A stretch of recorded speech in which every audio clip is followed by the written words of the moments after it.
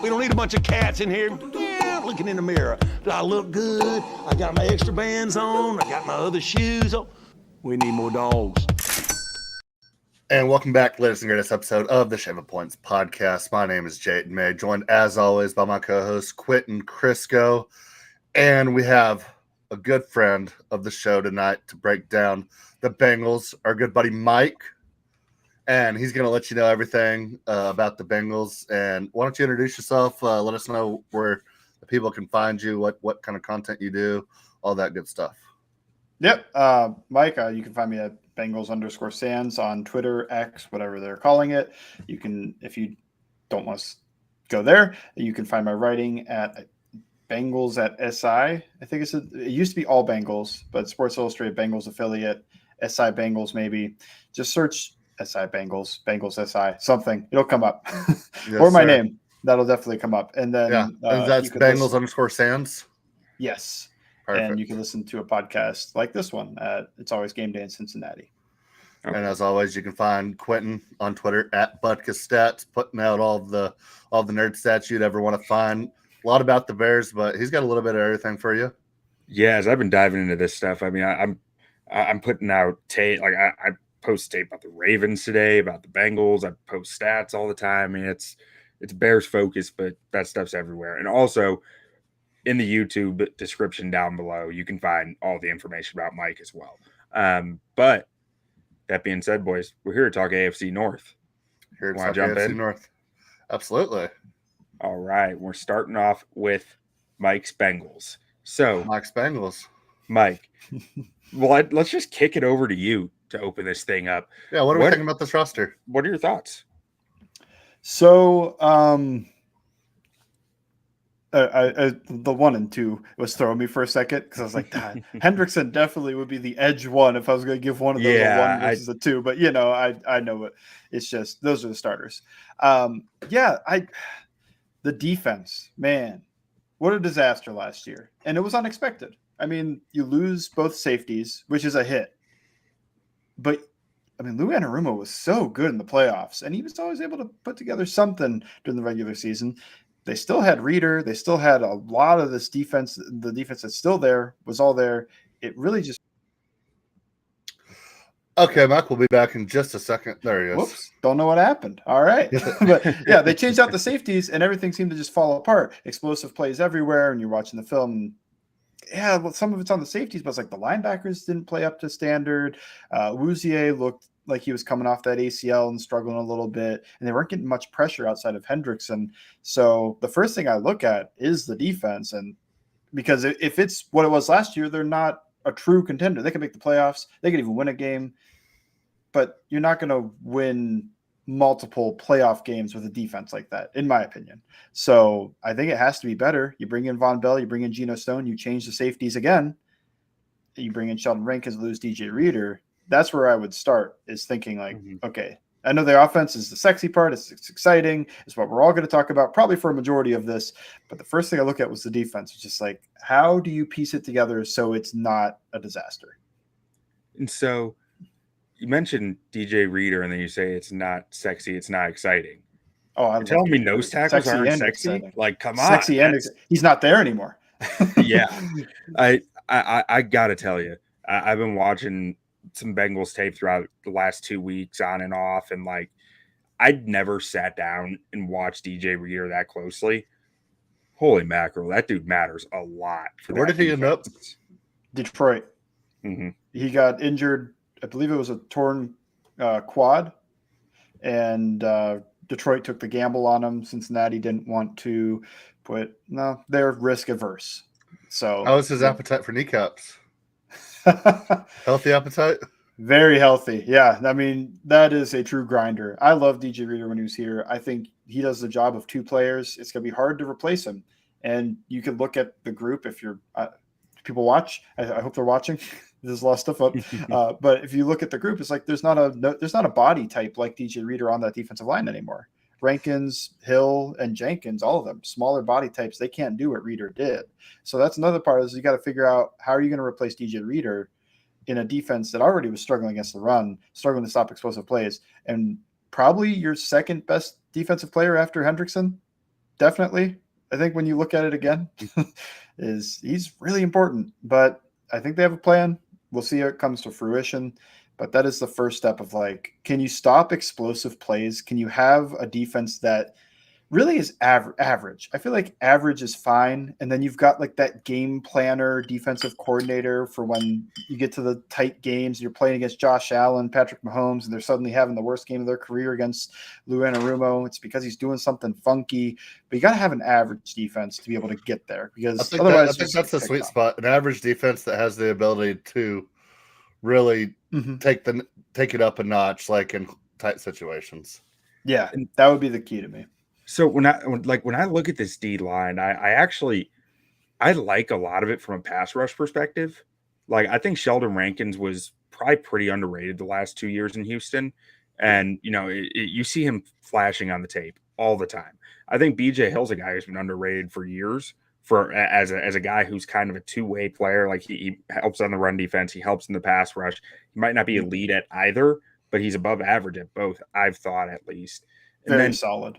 With the rotation in the edge room, I feel like between Hendrickson, Hubbard, Sample showed some stuff last year down the stretch, and Miles Murphy hopefully is coming into his own this upcoming year with hopefully a little more opportunity.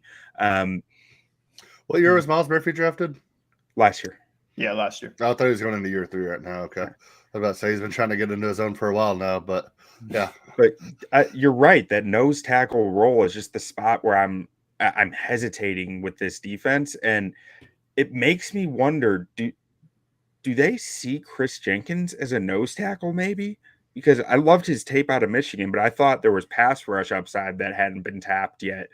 But he added a ton of weight the last 2 years at Michigan, and I wonder if there's more room to add weight and be that space eater like DJ Reader was, or am I off base in thinking that? Maybe the reason I think you might be off base is because they then kind of reached and spent a top 100 pick on McKinley Jackson, who is the nose tackle body type. So I think that's who they think it could be. But if you're asking who was the better run defender in college between those two, despite the body type, it was Chris Jenkins. So can he force his way onto the field? Do they just go, screw it? Who cares about the body type? Like, this guy is the guy that can defend the run. He'll be the one that's out there more often. Yeah. It's never a bad idea to have depth on that D-line either. No. And so we can just keep going with the defense here. Another thing I noticed watching the tape on this, these linebackers are instinctive, man. Like, I feel like they are flying around the field, and especially in run fits, that they are just flying into run fits pretty consistently. I'm not sure the stats even actually reflect it very well. But how do you feel about them in coverage, and what does Anarumo actually ask of them in coverage? It's something I kind of had a hard time parsing together. So in my mind, I think that Logan Wilson, he's the green dot. He's our classic Mike backer. When they get into like their Tampa 2 type coverages, he's the one that's going to open his hips and roll into that kind of pull runner, almost the deep third, but it's a too high coverage. He's kind of say 15 yards or so. He's more instinctive. I think he's better in spot drop zones, reading quarterback intentions. He's a little bit of a ball magnet, always has been, forcing turnovers. He's always going to be up there for maybe the most turnovers forced on the defense.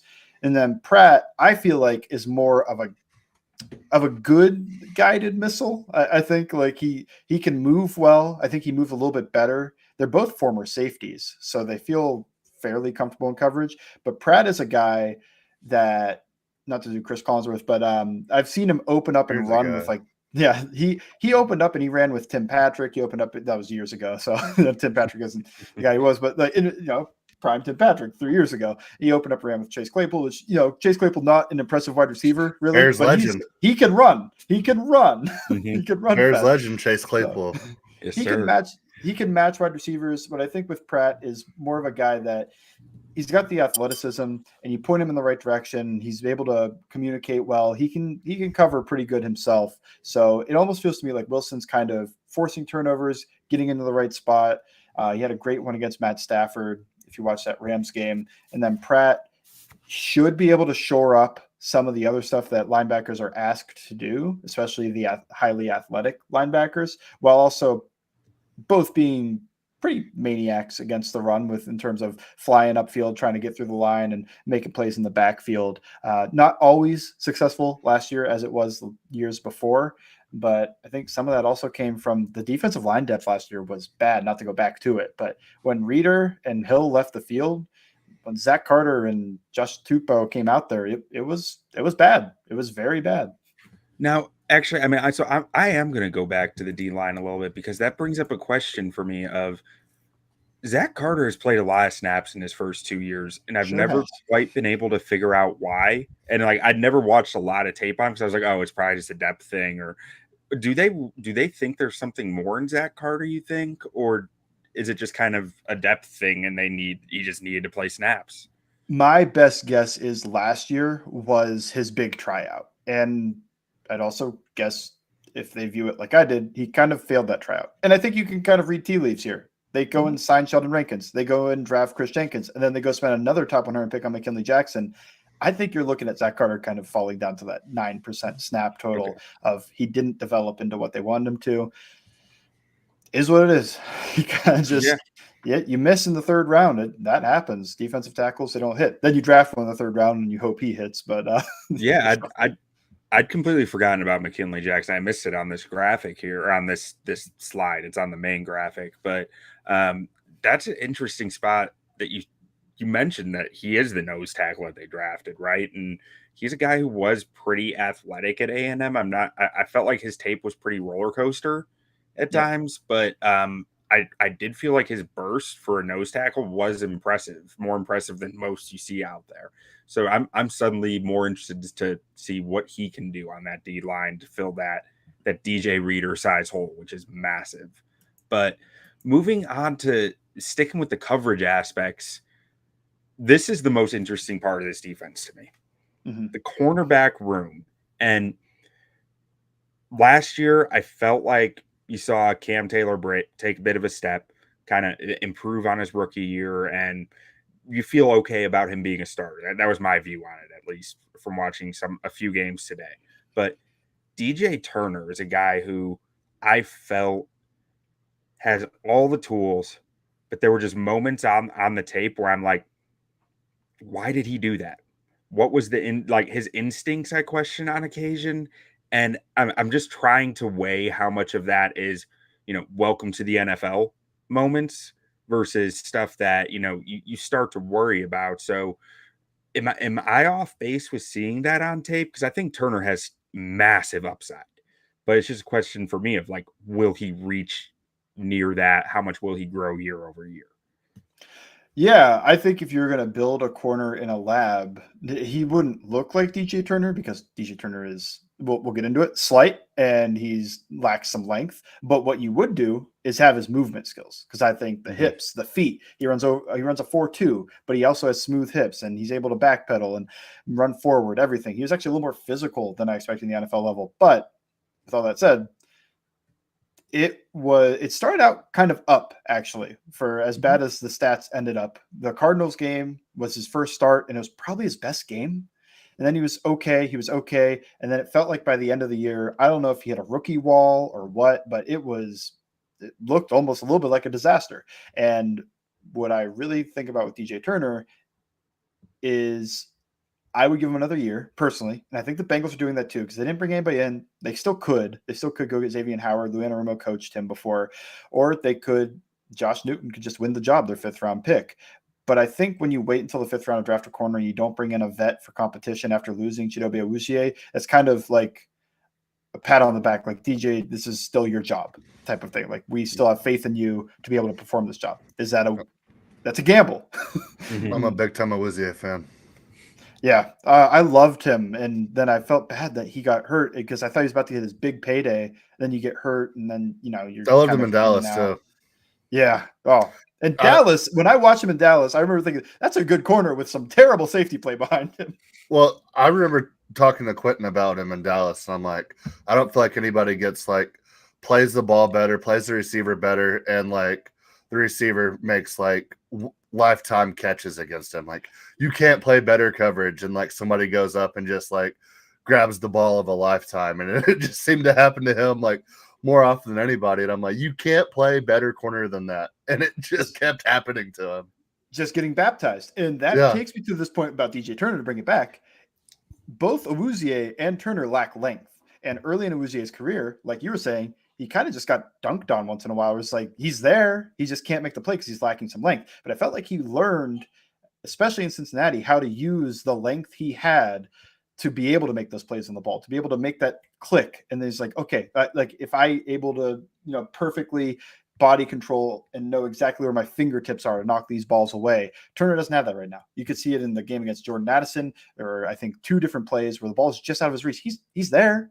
It gets labeled as a touchdown and 50 yards given up, but he's there. He's making the play. His arm's just too short. Now, can he get to the point where he knows exactly where his arm is, how to get himself in position to knock those balls down? Or is he always going to be short-armed and be able to throw it around? I don't know.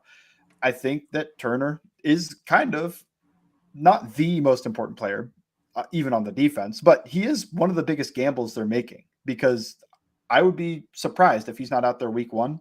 And it was a mostly down, especially towards the end of the year, roller coaster for him last season.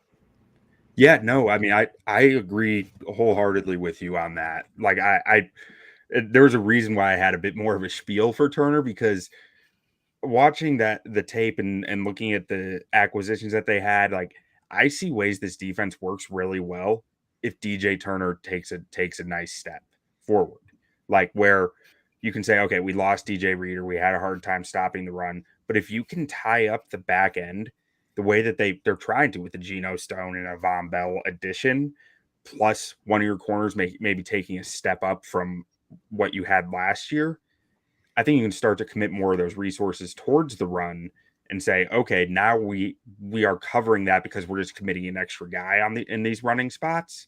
But we're not worried about it because DJ Turner took that step. And so I'm with you. I think that he is so important for what this defense can be this year. But as I mentioned, the Geno Stone and Von Bell additions, where does that leave Dax Hill? So Dax Hill is practicing at outside corner. I don't think he's listed as a safety anymore. Really?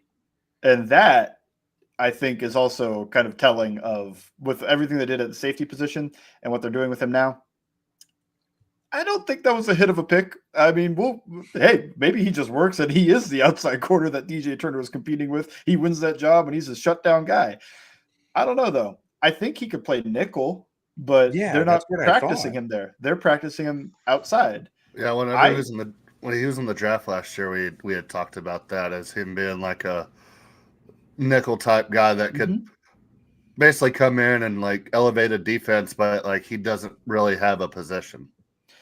Yeah. And that is great in theory when you're trying to build up the hype of like, oh, positionless. He's the chess piece. But then you get him out there. But you gotta find a place for him. Positionless. He can't play any of these positions. Yeah. So yeah, you had him listed as the dime guy. I think Jordan Battle's the dime guy. We can get there too. I think Jordan Battle could win the job over Von Bell too, because he was pretty good when he played. Okay, so his stats show that. Now I didn't notice him a lot on the tape, which I watched maybe 4 games. It's hard, like you're just gonna miss guys sometimes, but like, so I was curious about him too, because I saw that snap count and the stats were really nice. So, I mean, the old adage, draft Saban DBs, right? That's is that what you're getting with Jordan Battle? Just a guy who knows his spots, knows his rules and his checks, and hits them all on time. Yep, very physical, smart, cerebral player. Doesn't have the top end athleticism. Doesn't matter. I think we can read the game really well. You can get in position better. Yeah, the thing with Jordan Battle with the Saban thing is he started for him as a true freshman. So Saban had a lot of trust in him because that is his group, even though it's no longer at Alabama. And also the very quick version was, I think he wrecked Nick Saban's boat when he was in college, and Nick Saban not okay with it, but liked him so much that he didn't bench him or anything off of that. It was just like, why were you driving the boat? I mean, there's something to be said that he at least trusted him to drive the boat.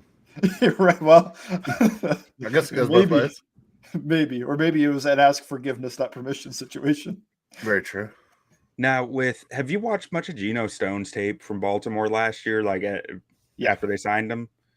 So how do you feel about, a guy who really had a big breakout in his contract year? Do you think that some of that was reliable or any of it was more fluky? How do you feel about that and the contract that he got, I guess I should say? I think he was in position a lot, and I think he was able to. I don't think he's a great run defender, but I don't think they're going to ask him to defend the run much. I'm seeing them with these body types, Von Bell, Jordan Battle, both bigger body types that can go defend the run, kind of get in that box. Maybe that's what they're going to look at. I think Geno Stone gets himself in position. I think the interceptions is where you're going to look at and you go, like, that could be a little fluky. Like, do you even expect 5+ from him this season? I probably wouldn't, because what happens to get 7 interceptions, I mean, fair is fair. Not every interceptions could be like some crazy, oh, what a crazy read. And he jumped that, and like, it's tip balls and, overthrows that you're able to make plays on. And that's okay. You have to make the plays on those. Those happen every game. You don't want to drop those. Dax Hill dropped, I think, 3 different interceptions. I saw a few, one that resulted in a touchdown for the other team. The Jaguars game. Yeah. Where he drops it into the receiver's hands for a touchdown. Played Great. it well too. He played it well. And it was just like, come on. Yeah. I mean, if he catches those, we're probably talking about a different, like, people are probably much more excited about Dax Hill. Maybe even the team is just like, well, he's still like a ball magnet, but he couldn't catch him. So what I see with Geno Stone, I think he's rangy. I think he's smart. I don't think you can bank on him having 5 interceptions in a year, but can he create some havoc, create some turnovers? I think he can. And I think he'll be in the right position, which is something they didn't have last season. Plus, a lot of communication in those Ravens defenses, something they were missing with the young safety group, was the ability to communicate. And a lot of the defensive players have talked about that, how the communication really suffered. And so on tape, like, is safety hold more importance in Anarumo's defense than some other positions? Or would you say there's a different position that kind of holds that hierarchy? I think safety is probably one of the more important ones. You can think of when the Anarumo's defenses were at their best, it was with Jesse Bates, all pro level safety, and Von Bell, who's a solid player in his own right. So I think when they got this season and it was a rookie who was underperforming, and then you had a cheap free agent that was underperforming, it really sunk a hole in that defense, going from really high level safety play, one of the best duos in the league, to one of the worst duos in the league, and they couldn't overcome it. So I think for Lou Anarumo's defense, you're probably looking at safety as a more important position than maybe a lot of other defenses. Okay. Yeah, I think that was kind of where my head was at going into that. But let's take a look at the offense here as well. And like, on paper last year going into the season, I was like, okay, Bengals, that O-line is getting shored up. They're in a good spot. And it seemed to still be an issue through the first, 5-6 weeks. And then I think it evened out some. But were there continued issues beyond that? Or, Burrow got hurt. I stopped paying as much attention to the Bengals. It's just kind of, that's the way of the league, right? So Quentin also forgot to tell you he's a Burrow hitter. Well, I wouldn't say that, my friend. But I think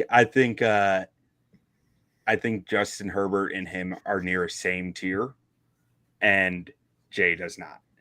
Jay thinks Burrow is a tier above Herbert. But if you want to hear about that, you can go listen to our QB2 episode. And we're talking O-line right now. So on the O-line, like, what did you see last year from some of these guys that are returning that you feel good about, maybe feel a little bit nervous about, and the additions that they made? I think so. The first part is you're talking about the early part of the season. They look like they struggled. And I agree to a point, but also Joe Burrow couldn't move. And I think that when you are a lame duck sitting there, one of the most telling things was I saw a stat that he was the worst quarterback against the blitz early on before he was able to recover from that calf injury. I mean, 2022, 2021, he's the best quarterback, or at least top 3 quarterback against the blitz, because he can move a little bit. It's not just like scrambling out of there and making big throws. It's being able to step in, drive, and not be afraid to take these hits and be able to drive the back leg. He wasn't able to drive off of that leg at all. All his deep balls were dying on him. It's like, yeah, I know the joke about it. It doesn't have the strongest arm, but like, it's strong enough. And you would see that later on in the season. If you watch the Texans game, the 49ers game, it's like the Bills game. Okay. Yeah. He can drive the ball down the field. But that early on, he couldn't move. And I think that really hurt the offensive line, because the pass rushers always knew where he was going to be. He's going to be sitting in that same spot in the pocket. And while the offensive line, I think, was fine somewhere around that level. Like they're not good. I wouldn't say they were good last year. I think that's an overstatement, but they were fine, I think. And that hurts them. When you're a fine offensive line, your quarterback can't move. You move to a kind of bad offensive line. When you're a fine offensive line, your quarterback is making movements in the pocket, buying time, and just doing little things in the pocket to buy this time and make these throws. You can move to a good offensive line. So if Joe Burrow can move and the wrist is fine, big ifs, I think the offensive line will look better, even if it's fairly similar. I mean, 4 out of the 5 guys are the same people. Which is almost a benefit at some point here, right? That there is more familiar. I feel like the last 2 years there's been like constant kind of change at important spots on this O line, and it's like having most of these guys together for a few years now. You would hope they've gotten to know each other's spots, each other's tendencies, all of that type of stuff. Poor Alex Kappa playing with a new right tackle every year, though. Hey, he got a dude this year, man. I was watching some Trent Brown tape from New England last year, and oh my gosh, that dude had a killer season last year. I've thought Jonah was fine, kind of like the watermark of the offensive line. He's fine. Yeah, he could look good if the play around him's good. He could look bad if the play around him's bad. He overall is fine, not a needle mover. I think Trent Brown is a needle mover. It's just how much is he going to play? Because you're talking about a guy, what, has he finished more than 9 games, I think, once in the past 4 years? So that's the part of it. And if you get 13 games out of Trent Brown, I mean, those are probably 13 really high-level games. I think he fits the offense really well because he's a good pass protector. And like you have on here, good gap scheme run blocker. That's what the Bengals are typically going to do. So what I'm seeing is, hey, that's a smooth fit. And then you add in Amarius Mims, who I didn't think was super raw. I just thought he was inexperienced. There's a little bit of a difference there in terms of he didn't look like he didn't know what he's doing. He just didn't look like he'd seen much. He's only played 8 games. And can he step in? I think that kind of works. But you're worried about his injuries. You're worried about Trent Brown's injuries. You're probably getting 17 games out of like each of them total. So I think it'll kind of work. As a Bengals fan, is it hard to root for 2 Browns on your offensive line? 3. Was there? Oh no, there's 2.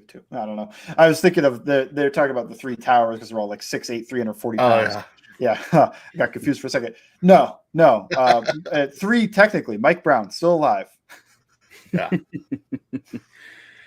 Now, I agree with you on Mims. Like when I first watched his tape, it was before I could get any 23 tape, and it was only the 22 stuff. You know, the limited snaps that he had in 22. I was like, I thought it looked awful, if I'm being frank. I was like, okay, this guy is not good. This guy is a second coming of like, I felt like I was watching like a guy who should be a 3rd round pick, right? Really high upside, but a lot to learn. Like but that kid that Tennessee drafted a couple of years ago, at 27. Can't remember his name. Maybe I didn't watch he played like 12 games. I know who you're talking Georgia, about. I think. Yeah, huge guy. Isaiah Wilson, the rapper. Yeah, there we go. Rapper, that's right. Yeah.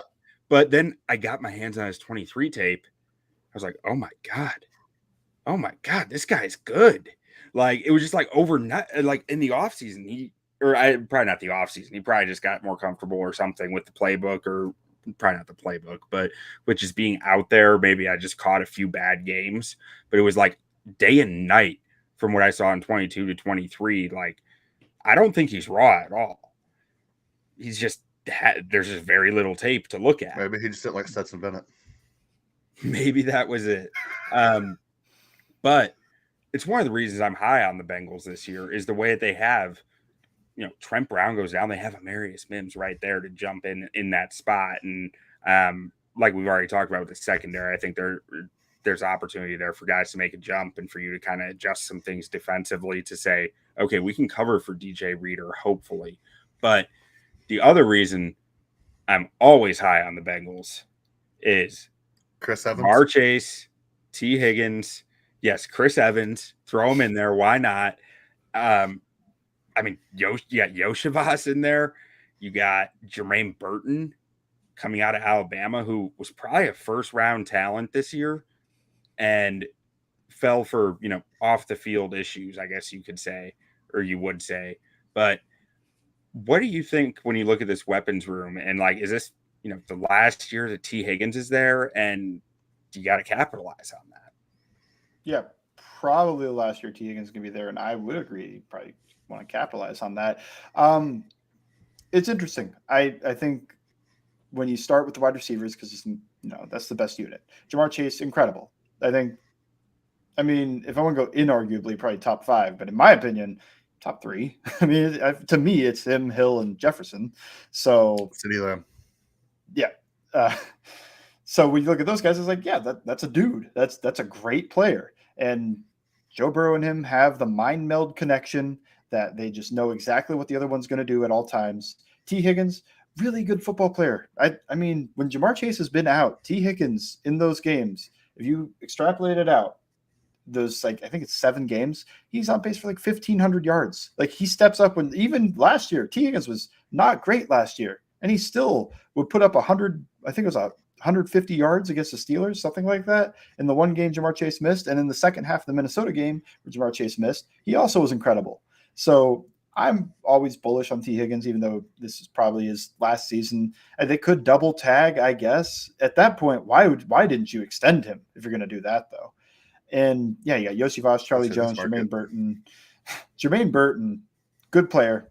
I did like him more than a couple of the guys that went in the first round. I mean, I guess I gave him a second round grade, but there's only so many first rounders. So I think he was a good player. I think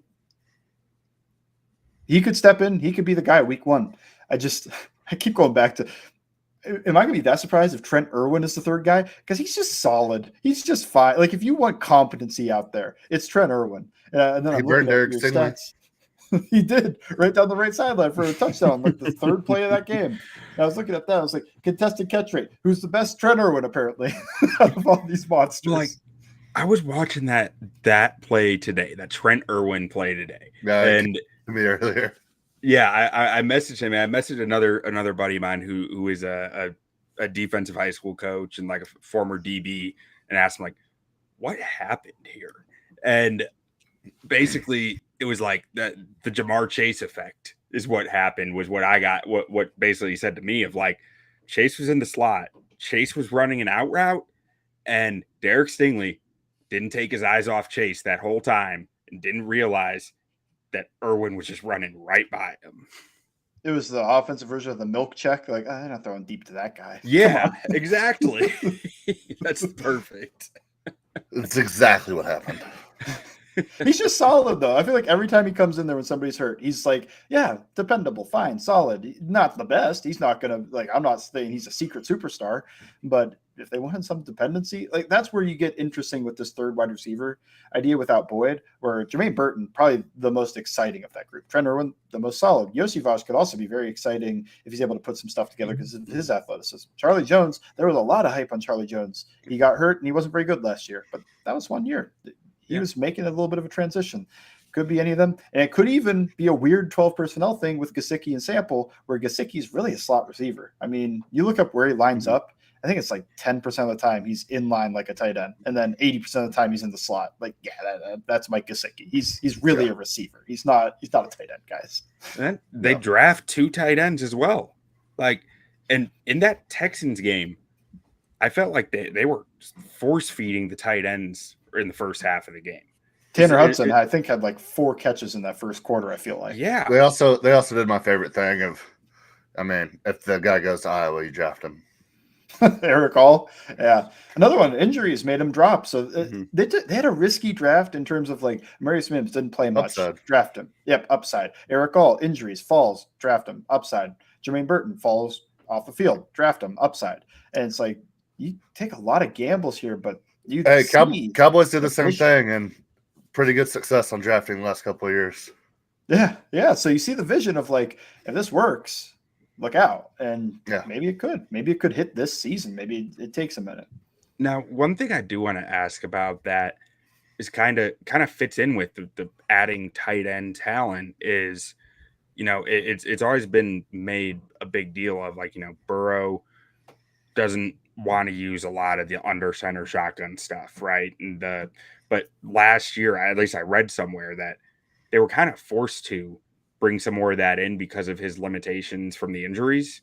And they had some pretty solid success with it. Again, from what I read, I saw some of it on tape, but I wasn't, sitting there tracking it all out.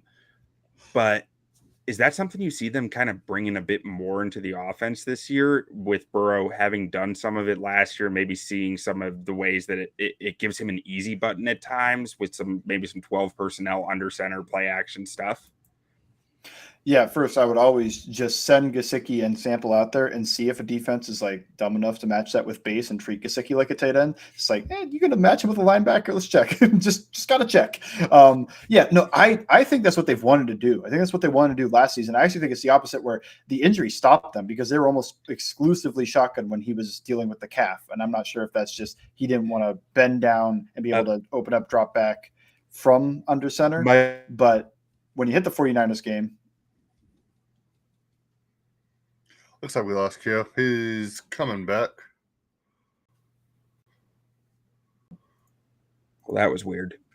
All right. Okay. I'm sorry. Let's rewind back to talking about just how they're going to bring in some more of that under center play action, because it started to freeze up and then we all disappeared and the world is burning, evidently. But yeah, I think you saw more of the under center stuff starting with like the 49ers game and the Bills game. Houston, they got away from it because it just wasn't working. But in even Seattle and Arizona, a little bit. I think the first 4 weeks of the season, Joe Burrow was just so injured he couldn't move. So if you want to get under center and you want to roll out, he couldn't really do that very well. You want to get under center, you want to take, these drop more steps on your drop backs. He's struggling with that. But when he was able to get a little healthier, they're able to use that under center stuff a little more. I think when you watch the last 3-4 games of Joe Burrow, and even the Ravens game, they got under center a little bit. So when you watch those games, you can kind of see, okay, like that's the offense they were envisioning coming into this year.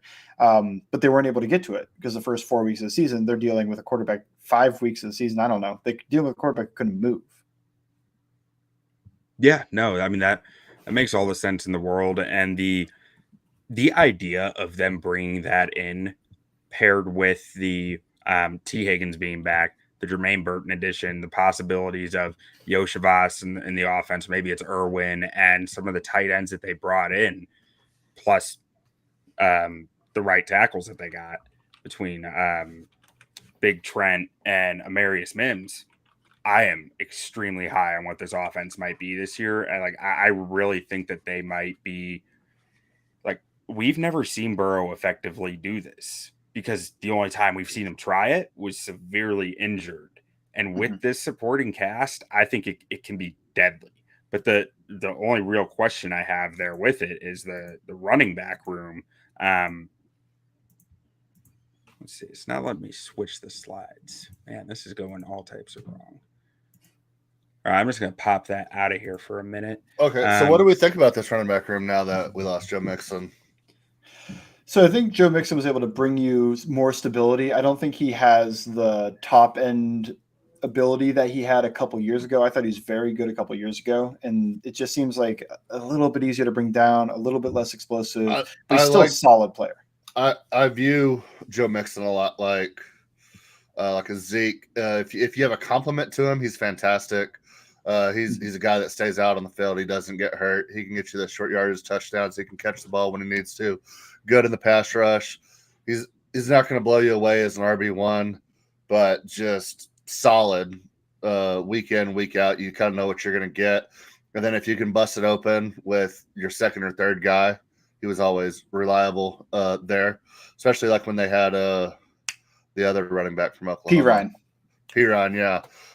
They were a great compliment to each other. But Zach Moss, a guy who's really hyped up for a long time, kind of all over the league. And then Chase Brown is one of my favorite draft picks last year late. What are we thinking about this room today? Yeah, I think Zach Moss, I think he's a better pass protector than Joe Mixon, but he's probably not going to give you the same level of short yardage ability and probably a little bit worse of a pass catcher. But I think he could also give you a little bit more explosion based off what you saw last year with Indy.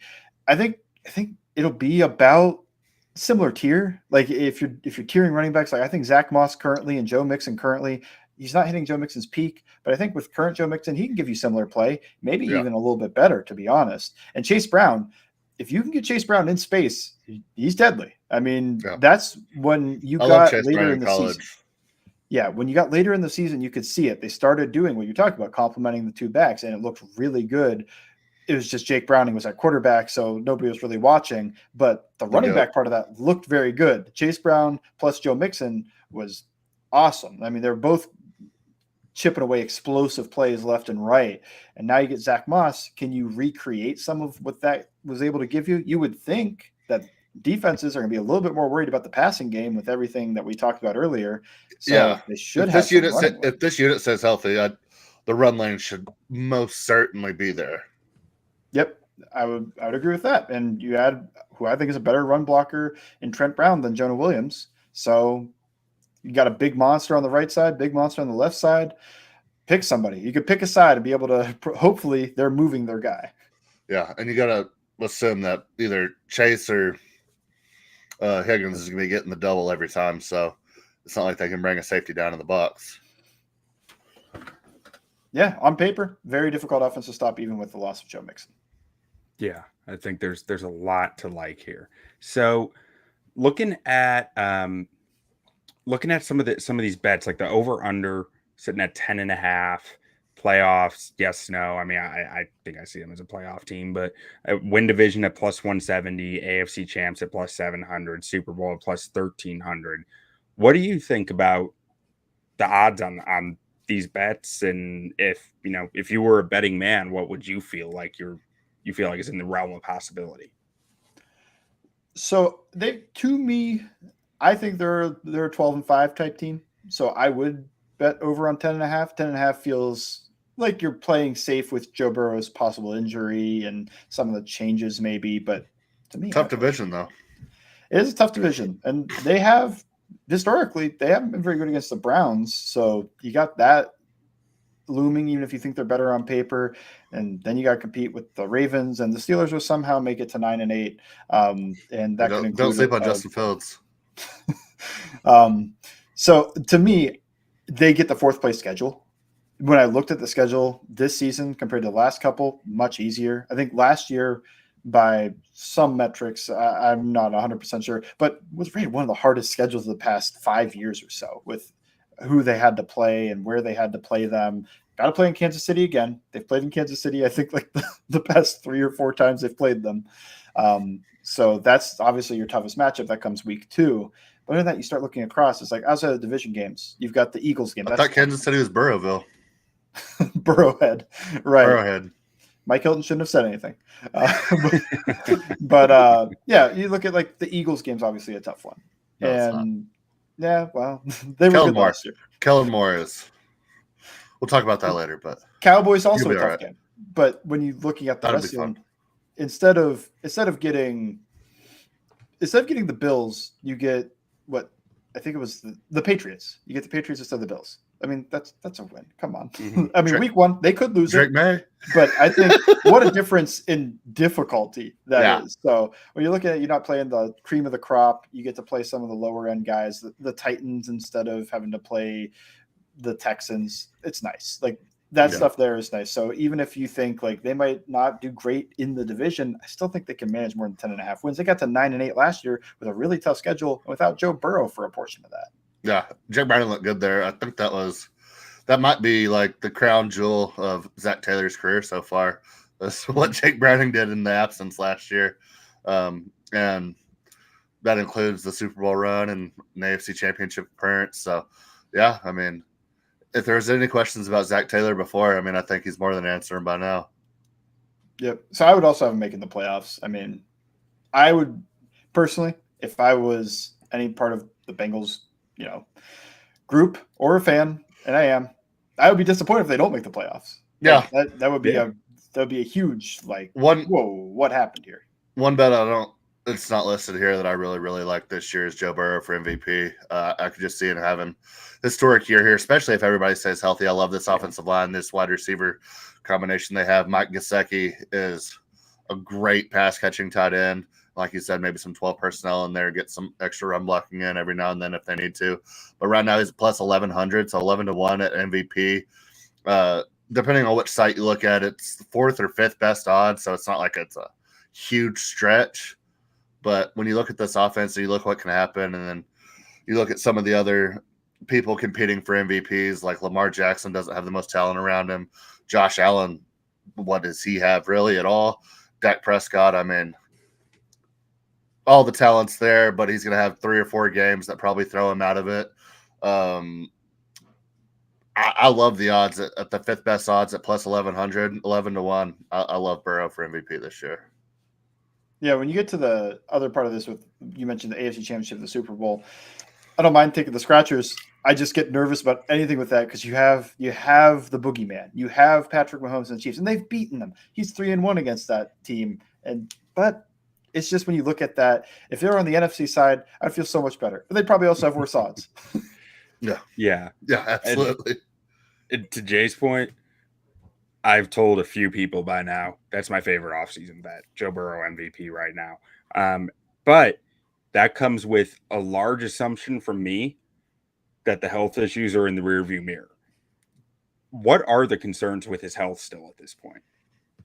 I think mostly unknown. I don't know much about, like, I see Pro Football Doc say, hey, don't be worried about long-term health with this wrist injury.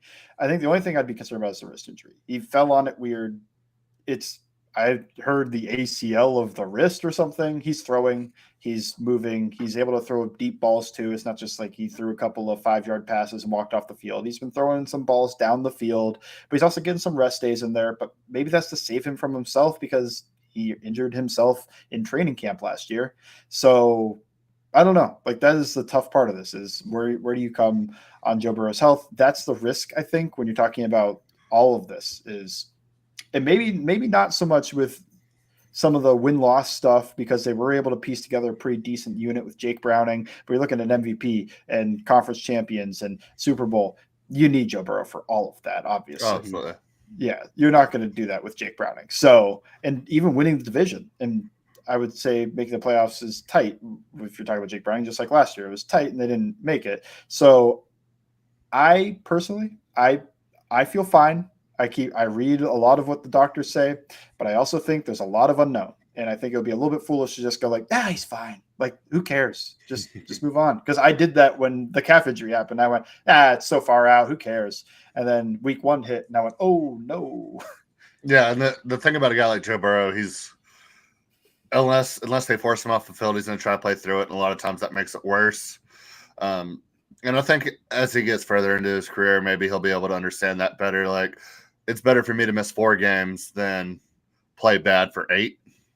Which he played through that calf injury and kind of played himself out of injury and started playing very, very well. But yeah, I mean as players get older, they learn more. Yeah.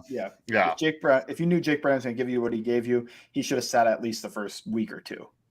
That's, I think, where it comes out, because he re-aggravated it in week 2. Mm-hmm. Right. Well, thank you so much for coming on and talking Bengals with us, Mike. Why don't you tell everybody one more time where they can find your work, your Twitter account, all that good stuff? You can find me on Twitter at Bengals_Sands, writing with SI Bengals, and podcast with It's Always Game Day in Cincinnati. All right. Thank you so much for joining us. And I'm rooting for the Bengals this year. I'm always rooting for Joey B, one of my favorite quarterbacks in the NFL. Very much looking forward to that Bengals Cowboys matchup. It should be absolutely electric. So, I come in peace, but can't wait for that. But game. Watch out on game day. Watch out on game day, absolutely. But no, I'm very excited for this season. Very excited for this Bengals team. So thank you for coming on. Thank you guys for having me. All right, have a good one. You too. All right, and now let's see. Jay, do you want to talk about any of these futures that we still got sitting here?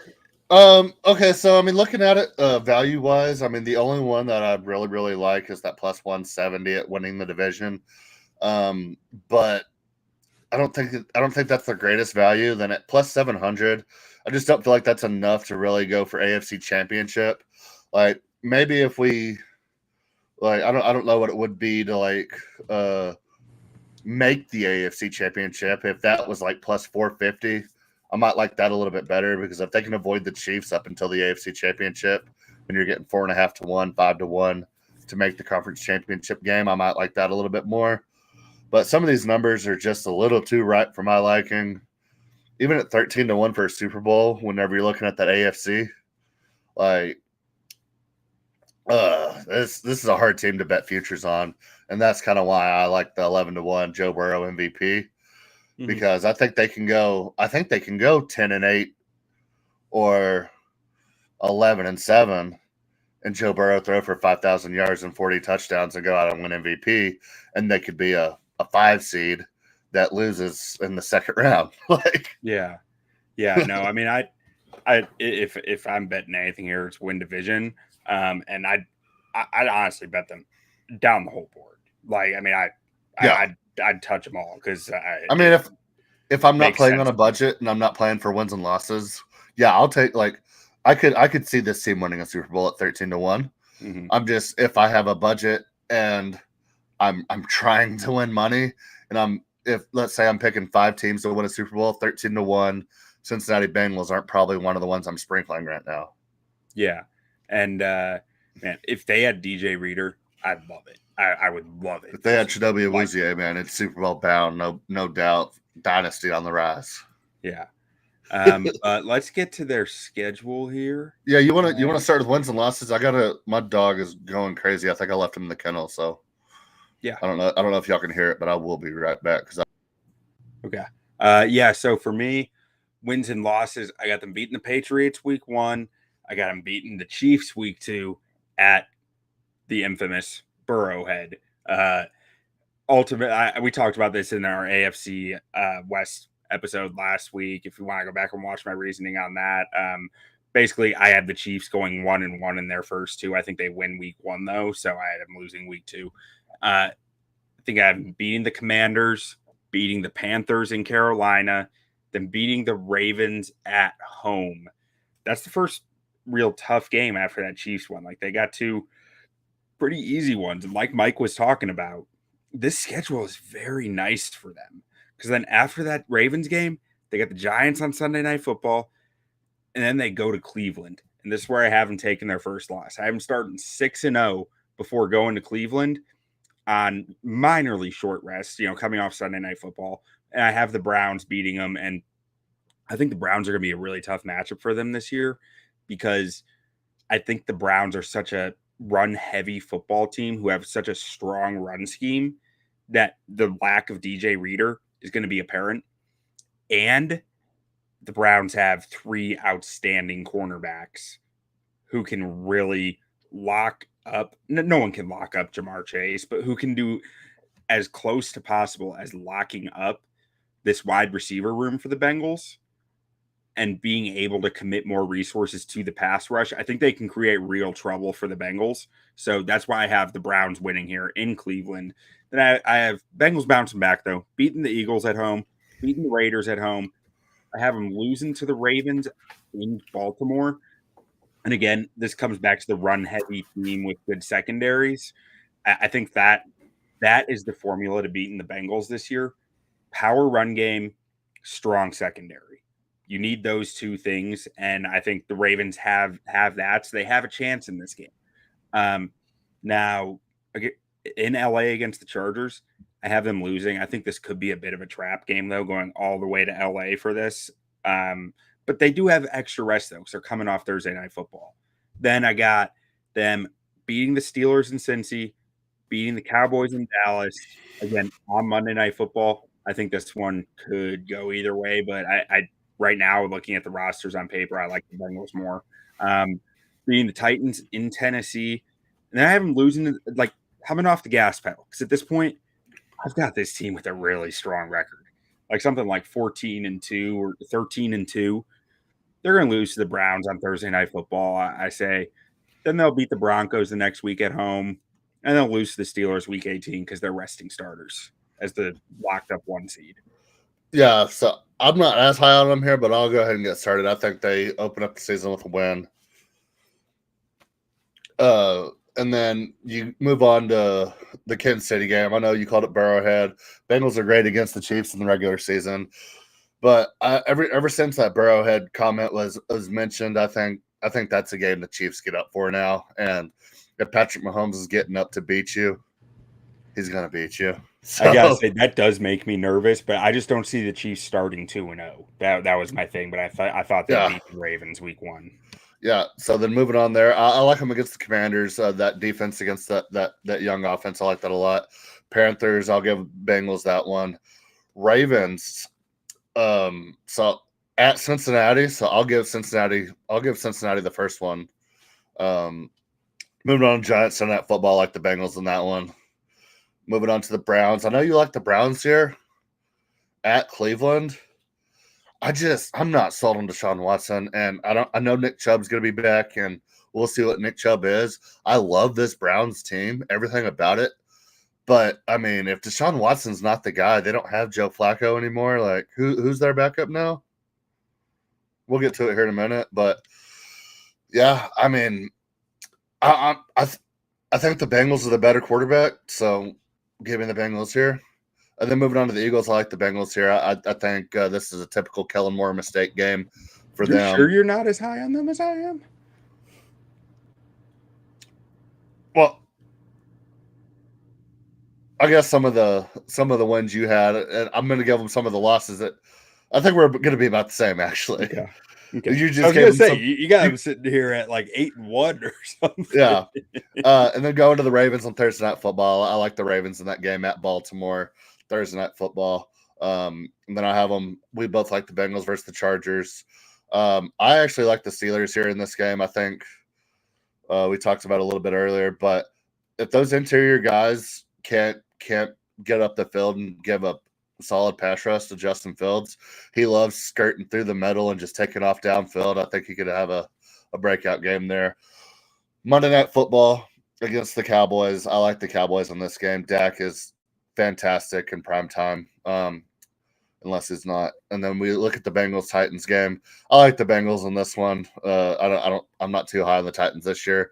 If this was 3 years ago, I think the Titans have an incredible team, but it's not. And then I'll give Cleveland a game late. I think their team's still good enough to where they can win a Thursday Night Football game in a division. Then we both have Bengals versus the Broncos, and I'll give them 2 losses versus Steelers. I think the Steelers take week 8 or week 19. So,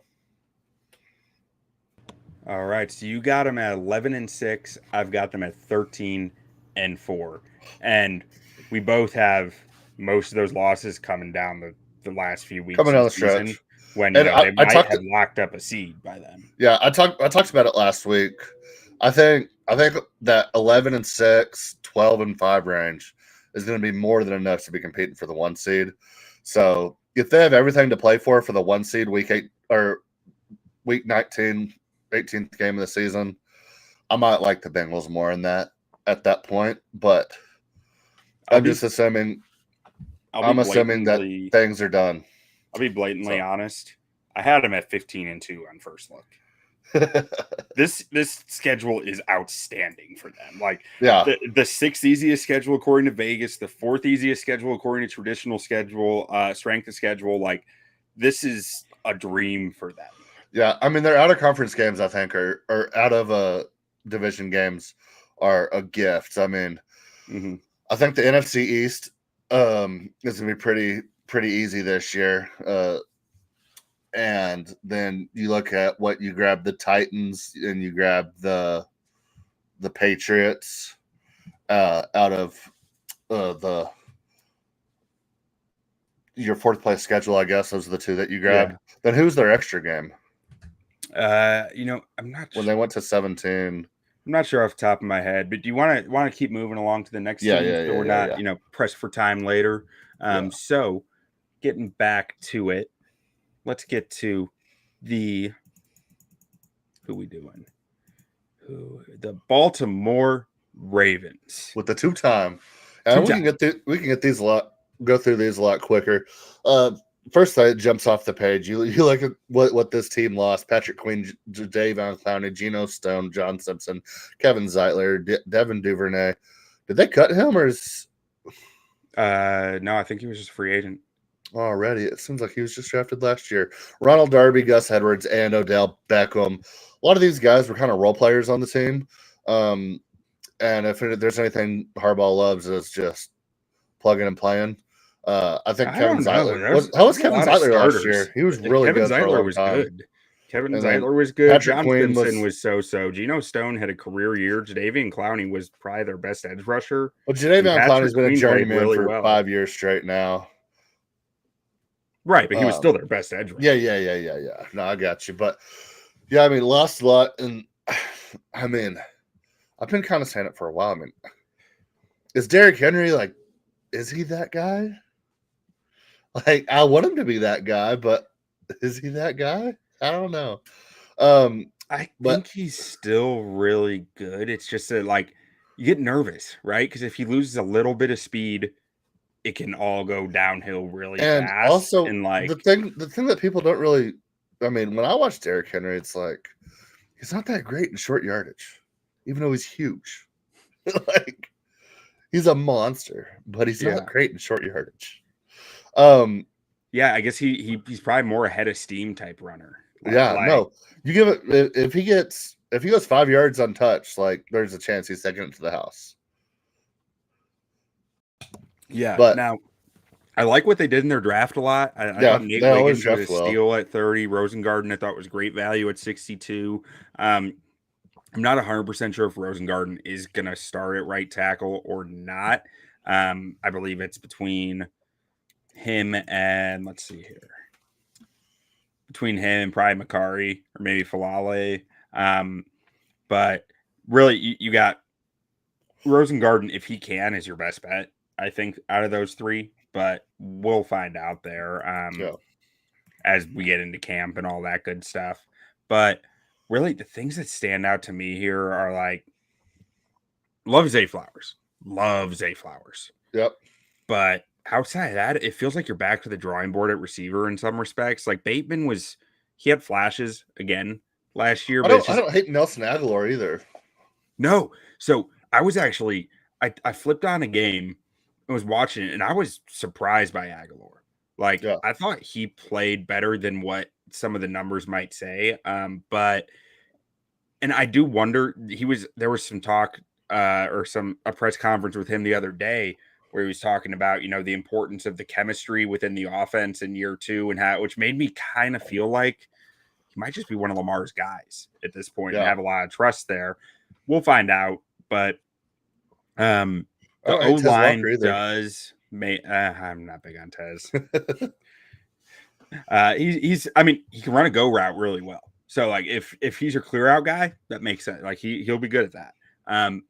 But the O-line makes me a little nervous with Ben Cleveland, with potentially Rosengarten, a rookie starting at right tackle, a rookie for all intents and purposes starting at left guard because Andrew Voorhees missed all last year with a torn ACL. That's just a lot of change on an offensive line. Yeah. Losing a guy like Kevin Zeitler, that's a big deal. He is a really good football player, even if he was a little lower down than his career norms, like getting up there in age. He was still a good football player for them. Yeah. Defensively, this graphic is disrespecting Michael Pierce so much. And it's because it's snap count. Because the percentages here, it's a mix of PFF grades and snap counts over the last 2 years. Michael Pierce missed all of 2022. So his snap count his grade instantly went way down. But he's only played one healthy season the last 3 years, I think. It's either 3 years or like 1.5 in the last 4 years. So he stayed healthy all of last year. I do question whether that's doable again with his history. Roquan Smith is good. Holy crap. Well, you know why Roquan's good? Because Matt Pierce is so good. Because Michael Pierce is a freaking 360-pound monster who no one can block. He's a Harbaugh guy through and through. Oh, dude, this guy's tape is like chef's kiss. It's so beautiful. It's so free. He's the best nose tackle in football. Like, actually, like Dexter Lawrence. Dexter Lawrence is probably the better nose tackle because he has more pass rush upside. But like Pierce is right there from it, just like what he gives you on the field. When Pierce is gone, this defense cannot operate the same. I'm convinced. Yeah. I didn't watch games without him, but I'm convinced with how much he covers up for those linebackers and keeps them clean. this defense cannot operate the same. And I love Roquan. I watched him without a strong nose tackle in front of him in Chicago. Who's still a hell of a player. But Michael Pierce multiplies how good Roquan is. Yeah, no. I mean, a lot of my optimism for this team is Harbaugh. I mean, a bad season for him. Even when you look at the roster, you say what's there is a 9-win team. They have the 2-time MVP. I'm actually a little bit higher on their skill positions than you are. I like Nelson Aguilar a lot. I like Rashad Bateman. I like what Tez Walker can do for him. If Mark Andrews can stay healthy, I mean, I know you like Mark Andrews. But I'm concerned about his health. Yeah, that's what I'm saying. He hasn't been healthy in like 3 years. Yeah, but I mean, just what Lamar Jackson can bring to the table, and I mean that constant threat of having to know what he's going to do, and I feel like this defense is always like they play so well to complement their offense that you could watch every game they play this season and be like, how are they like? And then look up at the end of the year and you're like, oh shit, they're 10-4 going into like the last couple of games of the season. So I mean, that plays a huge factor of just like looking at the roster. Then you're like, oh yeah, Harbaugh's still the coach, like, and everything else like that. So I mean, I don't know how much more you want to talk. I mean, we can get into futures already. I mean, I want to go through the positions a little on them, but don't get me wrong. I still think this is a playoff team. Like, we can look at some of Lamar's. I think anytime you got Lamar Jackson, you're talking about a playoff team. But with how many pieces that they lost, I just wonder if it's a retooling year for them more than a Super Bowl year for them. Like, last year was the Super Bowl effort. Like, that was we are all in on getting the ring this year. And now in 2024, I think it's like, okay, we need to recoup a little. We need to restructure our cap a little. We need to do some stuff. We still think we can compete for that Super Bowl, but we're not all in on it this year. And that's how I feel looking at this. Get to the playoffs and anything can happen, but yeah. And like Andrews, if his health goes down, Isaiah Likely has shown you enough that you feel okay about that. Yeah. This receiver room, it really does make me nervous. Like, I want to like Bateman. I really do. But, like, it just hasn't happened. It hasn't worked. And it's like, at what point are we saying it's not – we can't expect a breakout anymore. 400 yards might just be what he is. Yeah. And this team could really use a Brandon Ayuk. What? This team could really use a Brandon Ayuk. Yeah, they could. And I think Zay Flowers is primed for a big year. He looked awesome last year. And Derrick Henry can only help their offense, in my opinion. I mean, I think they're going to – oh, yeah. Even if he goes down, I think you feel fine about Justin Hill. Keaton Mitchell looked great last year until his knee blew up. Like, that thing just exploded. So we'll see how he comes back from that. This running back room is actually a little thin now that I'm thinking about it with the Keaton Mitchell injury standpoint. Yeah, so, and the Ravens are just constantly injured too, I feel like. Mm-hmm. They practice hard. I mean, I assume it's because Harbaugh practices hard. You know, he expects his guys to be hitting. He expects he runs them hard through training camp. But there's some impacts that I think there's some on-field serious benefit to that. But I also think there's some injury impacts that do occur. Looking at the O-line, we talked about it already a little. I mean, Ronnie Stanley is not quite the same player he used to be. He's still a good football player. But I do not think that you're getting the same quality that you used to from him. He's my cousin. Is he? Yeah. Mom's maiden name is Stanley. Oh, okay. Can't you see the resemblance? You know, now that you say it, I see it. But the area that, like, I think their tackle room, their depth there is actually pretty strong. Like, there aren't many teams that are holding 5 offensive tackles that they feel like they could play. That can all play, yeah. But it's the interior depth that really does make me more nervous. Like, you got 2 proven guys on the interior, and Mikari. You want to throw Mikari in the interior? Okay, that makes sense. So you got 3 guys who really feel like are interior. Josh Jones can probably play some guard as well. Like, I know he's done that before. So maybe I'm being a little harsh on it there, but I don't see a third starter that's clear cut here. And Voorhees is talented, but again, he's a rookie who's coming off an ACL in my mind. And I loved Aumve Laulu out of Oregon last year in the 6th round. I loved his tape. I think that he might have a chance What was that name to again? play. Malasala Ayumave Laulu. I don't have the phonetic spelling in front of me like I do during the draft, but I think, and I don't know what's coming out of Ravens camp. I just know his tape from Oregon I loved, and I think that he should deserve a chance to see snaps. But when you're talking about being a playoff team and you want your second year, 6th round pick to see snaps, that just makes me a little nervous. Or when I'm thinking that, like, that's just not typically a recipe for great success. But it's also the Ravens who just tend to make that shit work. Yeah. So, and then on the D line, I think Matabuke is going to be awesome. Again, he had that big breakout year last year. Pierce's health is just so important to this defense to me. Like, when he's healthy, this defense can be anything they want it to be, I think. But when he's not healthy, he's irreplaceable. He's an irreplaceable player that just matters so much.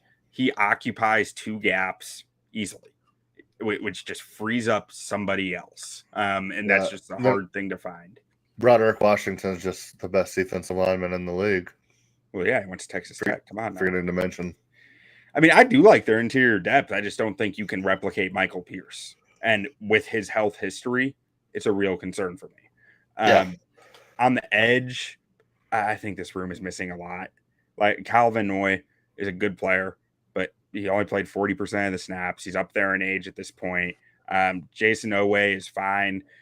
We know what I'm really interested in with this room. Mike McDonald did a really outstanding job of hiding the lack of edge talent that they really had and being able to scheme stuff up. And I need to see if the new D coordinator can do the same thing. Yep. Mike McDonald, Seahawks legend. And then I don't think losing Patrick Queen is going to be a big deal again. I think he played. Where did he end up? Steelers.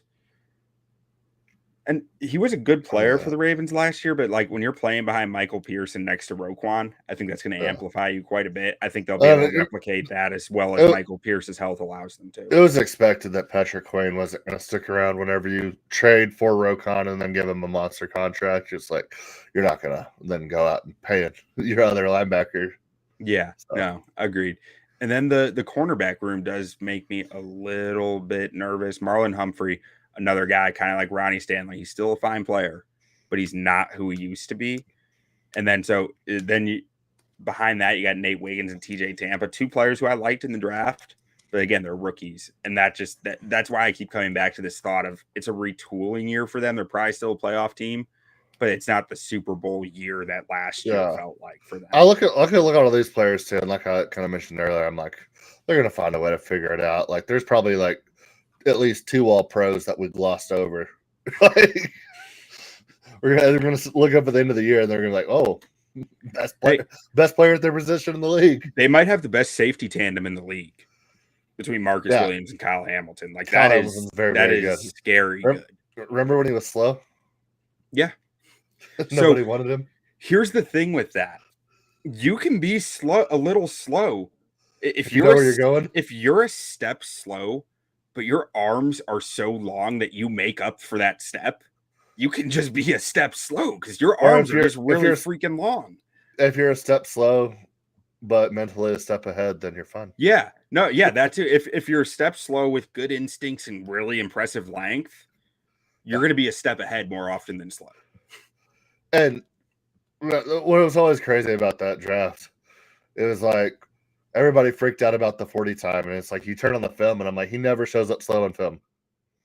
And so it's like, what are we worried about here? It was just, he was different. It's because he was different. And the NFL is sometimes just scared of different, especially at a position like safety, where the NFL has had a really brutal time evaluating safety talent the last 5 years. That's true. Like it's become a position that's very difficult to evaluate by traditional. And then who knows what would have happened if he didn't land in Baltimore? Yeah, with a Mike McDonald who really just capitalized on all his talents in such an impressive way. this new D coordinator, or I'm not sure about his background, but to me, there's a lot to prove that he can keep up that level of play calling and feel for the game that Mike McDonald brought. But now we can talk futures. Sorry, I want to get a little in depth on each team. No, you're good, brother. Oh yeah, looking at this, another total set. What Bengals was 10.5, weren't they? Yeah. Yeah, and this is 11.5 plus 132 minus 162 for the under. Playoffs at minus 286 for yes and no at plus 205. Winning the division at plus 140. AFC champ at plus 490. Super Bowl champ at plus 950. So Vegas likes this team more than the Bengals, which makes absolutely no sense to me. As much I think as the public has bet this up a lot. Yeah, and as much as I like Harbaugh and everything I've said about this team and the two-time MVP, you can't look at both these rosters and be like, I think the Ravens should be the favorite. Honestly, if you're talking value here, plus 205 to miss the playoffs for a Lamar Jackson-led team, and Lamar Jackson that stayed incredibly healthy his entire career, who's a little undersized, who likes to run the football.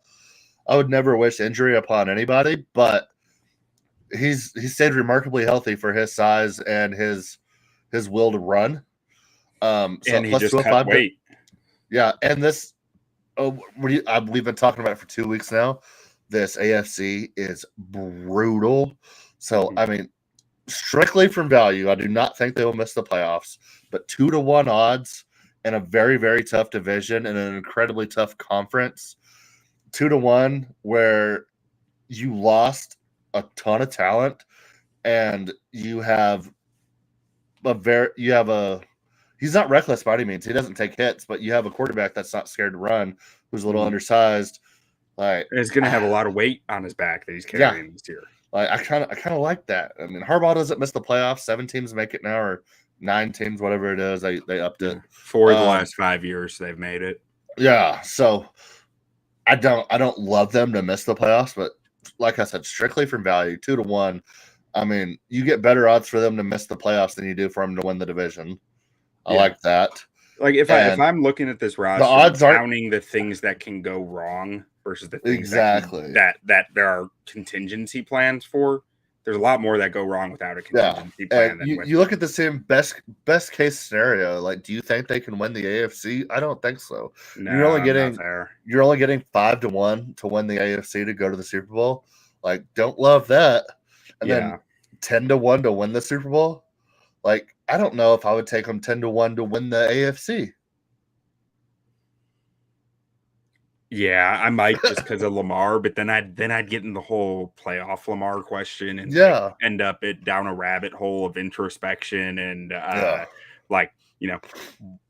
what is the point of life kind of questions. Yeah. So I'm realistically, I see this team right at the win total, probably around 10 to 12 wins, and I see them probably either losing wild card weekend or a divisional round. I don't think they win the division, but I don't either. Yeah, like I said, I mean, if you gave me a budget and you made me place at least one future on every team in the league, and I have to pick one, I'm taking value where I can. And I'm taking plus 205 to miss the playoffs. Yeah, I'm with you on that. I mean, I don't like the over on wins. Like, I don't like the under because it's at minus 162, and I don't like the division. So that just leaves me at the missing the playoffs. Not that we're saying we think they'll miss the playoffs, but plus 205. That's the only bet on the board that makes sense to me. Yeah. Talking strictly, we should actually make like you get one bet a team, you get one unit for every future. And then just see how we do at the end of the season. Yeah. Maybe I'll throw a sheet together for that. Yeah. We're still early enough into this. I think we can figure it out. Okay, so let's get back up. I accidentally closed my schedule tracker. Let me get that back open and screen share it.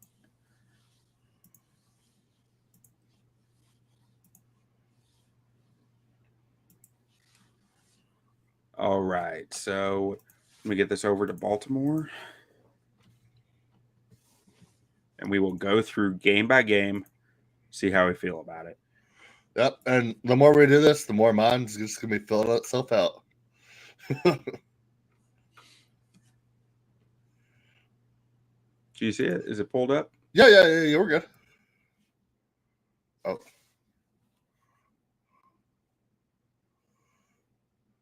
I think we lost Q. Well, in the meantime. Sorry about that. I am struggling today, evidently. Yeah, no, you're good, fam.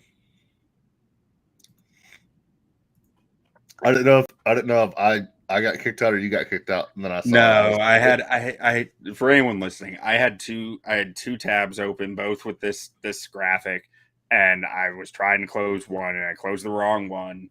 So here we are, looking stupid. Looking stupid. All right, so we'll go ahead. Week 1, Ravens Chiefs. We talked about it last week. I have the Ravens opening up the season. You have the Chiefs opening up the season with the win here. Raiders, Ravens. Talked about it last week. Both like the Raiders in this game. Ravens, Cowboys, week 3. I like we like the Ravens in that game. Did I say Raiders? Yeah. Oh, excuse me. Yeah, we like the Ravens in that game. Week 3, Dallas Cowboys. It's criminal that this game is not prime time, but give me the Cowboys in this game. I got the Cowboys as well. Buffalo, you have the Ravens. I think I like the Bills here, man, in a week 4 matchup. I think the Bills might start the season pretty slow, but I really like them to kind of get it together. And that just seems like a Josh Allen, like mash all the buttons game. Like, just go out there and just be Josh Allen. Yeah, no, that was a tough one. It was really, I just didn't want to do 2 losses in a row that early in the season for the Ravens, especially with one of the back end at home. I think they'll find a way. I understand that. Then we just talked about the Bengals. We both have them winning at Cincinnati week 5. The Bengals winning in Cincinnati week 5 against the Ravens. Then we have the Commanders. I don't think the Commanders are going to win any games against this AFC North. So Ravens win that one. Going to Tampa Bay Buccaneers. Monday Night Football. Baker Mayfield. Give me the Ravens in this game. Q has the Ravens as well. That's a low key interesting one, though. Very interesting. That's going to be a tough game. Yes, it is. And then we have Baltimore going to Cleveland week 8. You like the Browns in this game? I'm not as high on the Browns as you, but I feel like they're going to have to get some wins somewhere. So, I'm back and forth on this game. I'm back and forth on this one. I'll take Cleveland here, I guess. And then we have Denver going to Baltimore the next week. We both like the Ravens in that game. We have Cincinnati going to Baltimore Thursday Night Football the next week after that. We both like the Ravens there. And then Ravens Steelers week 11. I'm going to take the Ravens here, but Ravens Steelers is one of the best matchups in football. No matter, throw out the record books, say all the cliches, like it's just always a great game. Then we have the Harbaugh brothers matching up. Talked about it last week. I like the Ravens in this game. Q likes the Chargers. He likes John. John is a psychopath. I think Jim is a little bit. I like Jim. Yeah, I get those brothers confused all the time. He likes Jim. Jim's a psychopath. John's a little bit more level-headed. Give me the level-headed one on Monday Night Football. Man, I just think they are bound to go like win one, lose one, win one, lose one for the rest of perpetuity. Until one of them kills John won the last one. So Jim is going to win this one, and then John wins the next one. I wouldn't be surprised if one of them ends up getting murdered by the other one by the time it's all said and done. And then we have Philadelphia going to Baltimore. Q has the Ravens here. Oh man, I could see this being like as much shit as I talk on Kellen Moore. Like he's in his bag like 2 or 3 times a season. And I could see it being this week. I'll give the Eagles this one. GLES. Eagles. Quentin's Eagles. He's got the Ravens in that game. Giants the next week after that, back to back NFC East opponents. Give me the Ravens. And then Steelers week 16 at Baltimore. I'll take the Steelers here. Ooh, Steelers with this. Wait, did you give the Steelers the other one too? No. Oh, okay. I thought you did. I was like, a Steelers sweep. This is the type of rivalry where like the home team feels all the pressure because the fans hate the opposing team so much to where I don't even know if home field advantage is a good thing in the Ravens Steelers game because your fans are just going to be so mad. And the second if you start slow, your fans are going to be just down your throats. On this note, I've watched like 6 division games for the AFC North this week. These are the most physical teams in football.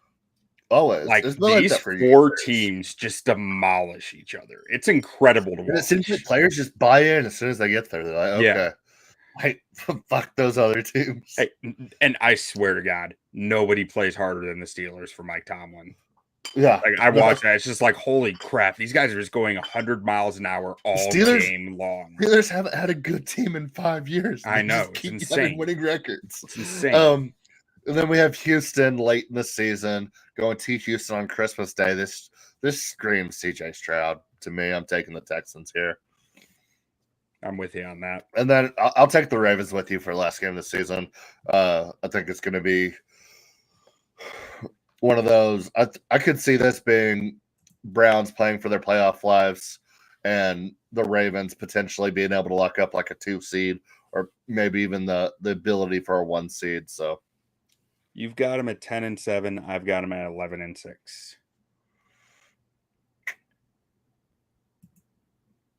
Go back to that next page. Yeah. Oh, Ravens. Okay. I couldn't see where they were on that page. I was like, oh, my bad.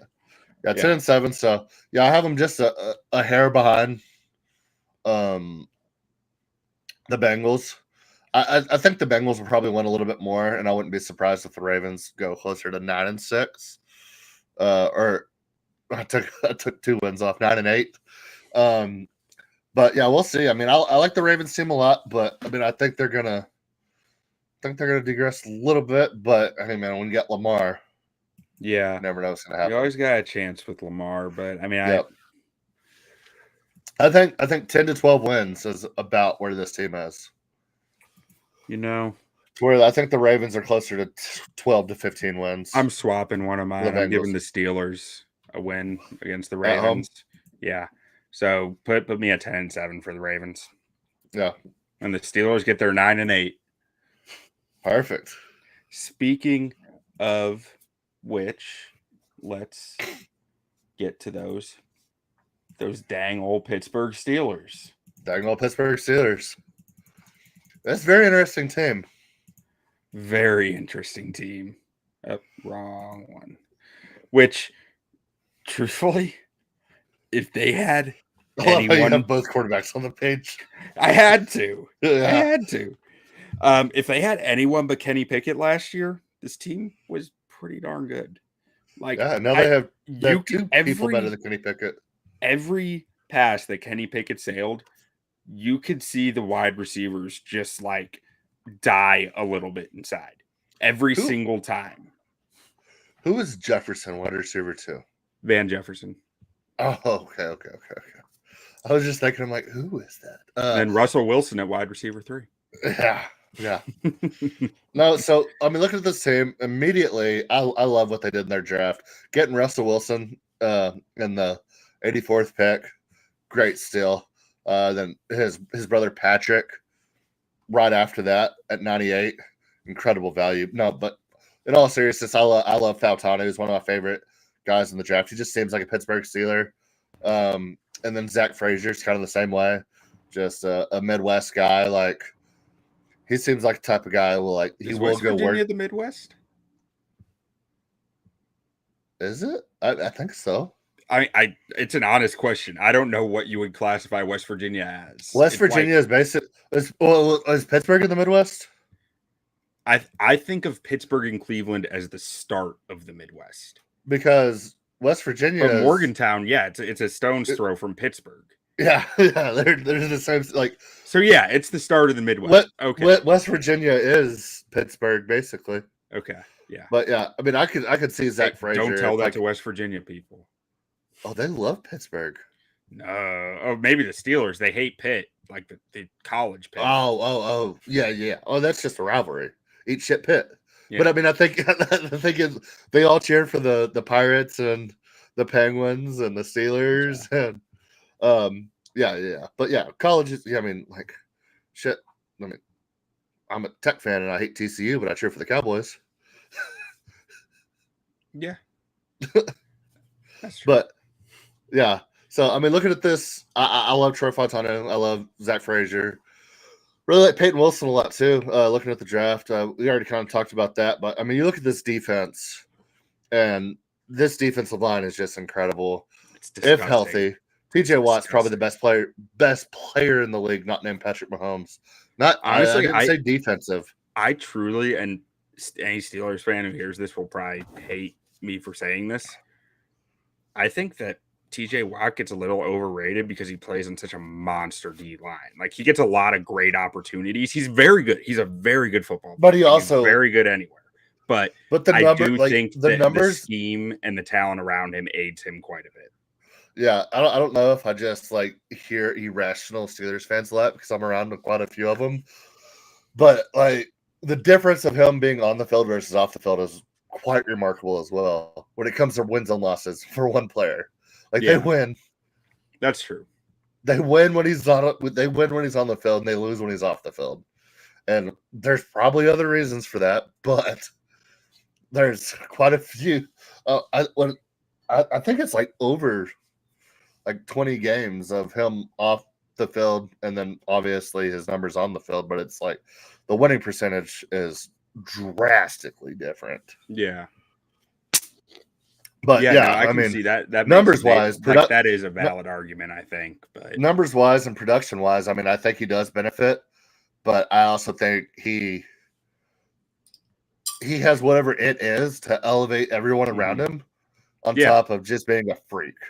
Yeah, no, that's a very fair point, I think. And man, this D line is just so much fun to watch. They're so good.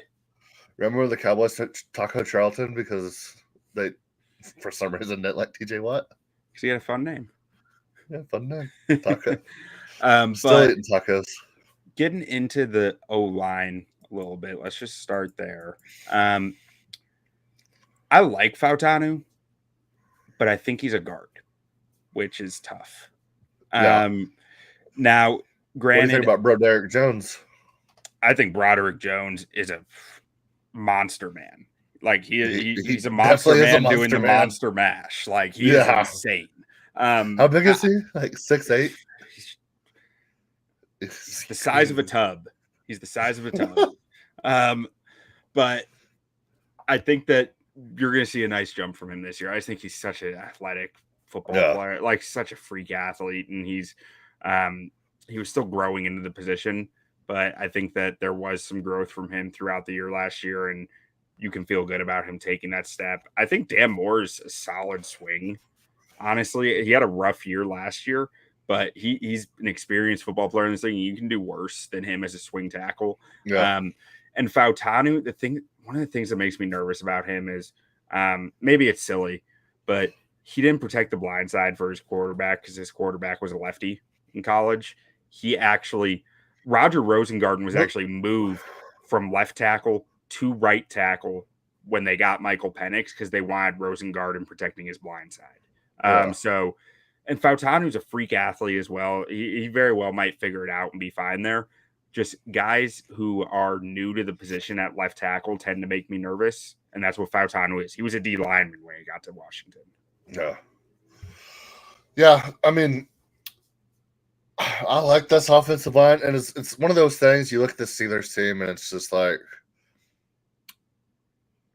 they still have the coach, and whatever he does, the players love him, and then he goes out to the media and says the most outlandish things you've ever heard, but in like the greatest ways, like, give me red paint and I'll paint that barn red. Like one of my favorite quotes of all time. Like I just love Mike Tomlin so much. And I know Steelers fans are like getting upset being perfectly average, but you would be bottom of the barrel without him. Mhm. So it's like maybe look to blame someone else. Yeah. Because I don't think Mike Tomlin has been banging the table for Kenny Pickett lately, or I don't know. or Mason Rudolph. Was that his draft pick? Like I just never understood that draft pick. But on the I gotta say I see eye to eye with the way the Steelers scout interior line because I love what they've done on the interior. I might have some questions with Fautanu.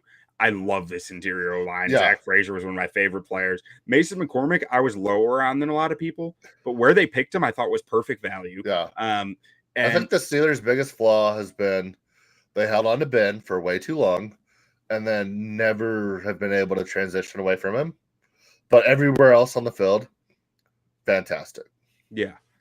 And so I actually have this thought with this team that Arthur Smith, like, you look at this O-line, you see outstanding zone blocker, good zone blocker. Broderick Jones, a guy who should be a good zone blocker when his technique gets up there. Fautanu should be a good zone blocker. And then you look at big tight end, Darnell Washington, big inline tight end, Pat Freiermuth, big move tight end who can be a fullback, Connor Hayward. You look at the running back room, Najee Harris, big, powerful back, might be slow, but he's going to break some tackles. Jalen Warren, jitterbug. Scordero Patterson gets all the touchdowns. Whatever you want him to do, he'll do it. George Pickens, awesome X receiver. Van Jefferson, Calvin Austin's good with the football in his hands, I guess. Yeah, the Deontay Johnson move. The Deontay Johnson move was weird. But if there's one thing I'm getting to, Arthur Smith is going to run a powerful zone running offense. Get Justin Fields in there. This team is going to be hell on the ground. I don't know if they'll be able to pass the ball for their lives, but they're going to be hell on the ground. Yeah, I'll talk about the Justin Fields thing here in a minute when we get to their schedule. But yeah, one of the biggest blunders I think they made this offseason was I don't know if they always wanted Justin Fields or nobody was going to get him, so they said like fuck it, we'll go get him. I don't know what that was, but to get Russell Wilson the way they did for next to nothing, and you're paying him 63 cents, like I thought that was an incredible move. And then to follow it up by trading for Justin Fields, I thought was a terrible move. I would have loved either one of those moves by themselves, but I feel like you're hindering your team by bringing both in. There might be a case for that, and there might be a case for they always wanted Justin Fields, but they knew they could get him cheaper, and they were just waiting out the Bears, and Russell Wilson was too good an opportunity to pass up. That's what I'm saying. Like both deals were incredible, and both of them by themselves were incredible. So it's like I don't blame them for doing both deals, but you have them both for basically 1 year, and I think we're going to look up at the end of the season and they're not going to have either. Like it's possible. I mean, I think if they want Justin Fields, I think they'll be able to keep him. Yeah. If he performs well, that's where it gets iffy. But if he performs mediocre, I think they'll work something out. Like he's close with Tomlin. They have a good relationship. I could see this being a Justin Fields led team where Justin Fields doesn't throw more than 20 times all season, and their offense is just electric, dude. And all 20 times will just be like go routes to George Pickens where he's dunking on people, and that's all it will be. And George Pickens is just going to be like putting people in the dirt on these running plays too, and that they're going to run like 13 personnel all season. Yeah. With just George Pickens out wide alone and 3 tight ends at a time, or maybe 23 personnel with Pat running backs, 3 tight ends leaking out on them. Like just they're going to be insane. Arthur Smith is going to get like wild with this roster. That's all I can think of when I look at the talent on this roster. I'm just like, these guys are setting this up to do some Frankenstein shit. Yeah. And so, what did they get for Deontay Johnson? They got second round pick. Jackson, what's his first name? Dante Jackson, something like that. The cornerback. Yeah, Dante Okay. Jackson and a second-round pick, Pretty I good. believe. Maybe it was a third, but Jackson's a good corner, so like that Yeah, that pretty good. was good value for it. Yeah. And I mean, Tomlin, I don't know if it's Arthur Tomlin. Smith looked at Tomlin and said, "Why do we need 2 wide receivers?" Well, that and I'll never not trust a Mike Tomlin led wide receiver room, and I don't even know if that's a Tomlin issue. And I a like Pittsburgh Roman issue. Wilson. Like, we're glazing over him. I think Roman Wilson's a quality receiver. Oh yeah, I like Roman Wilson a lot, but just in general, the Steelers figure out the wide receiver position better than it seems like anybody in the league.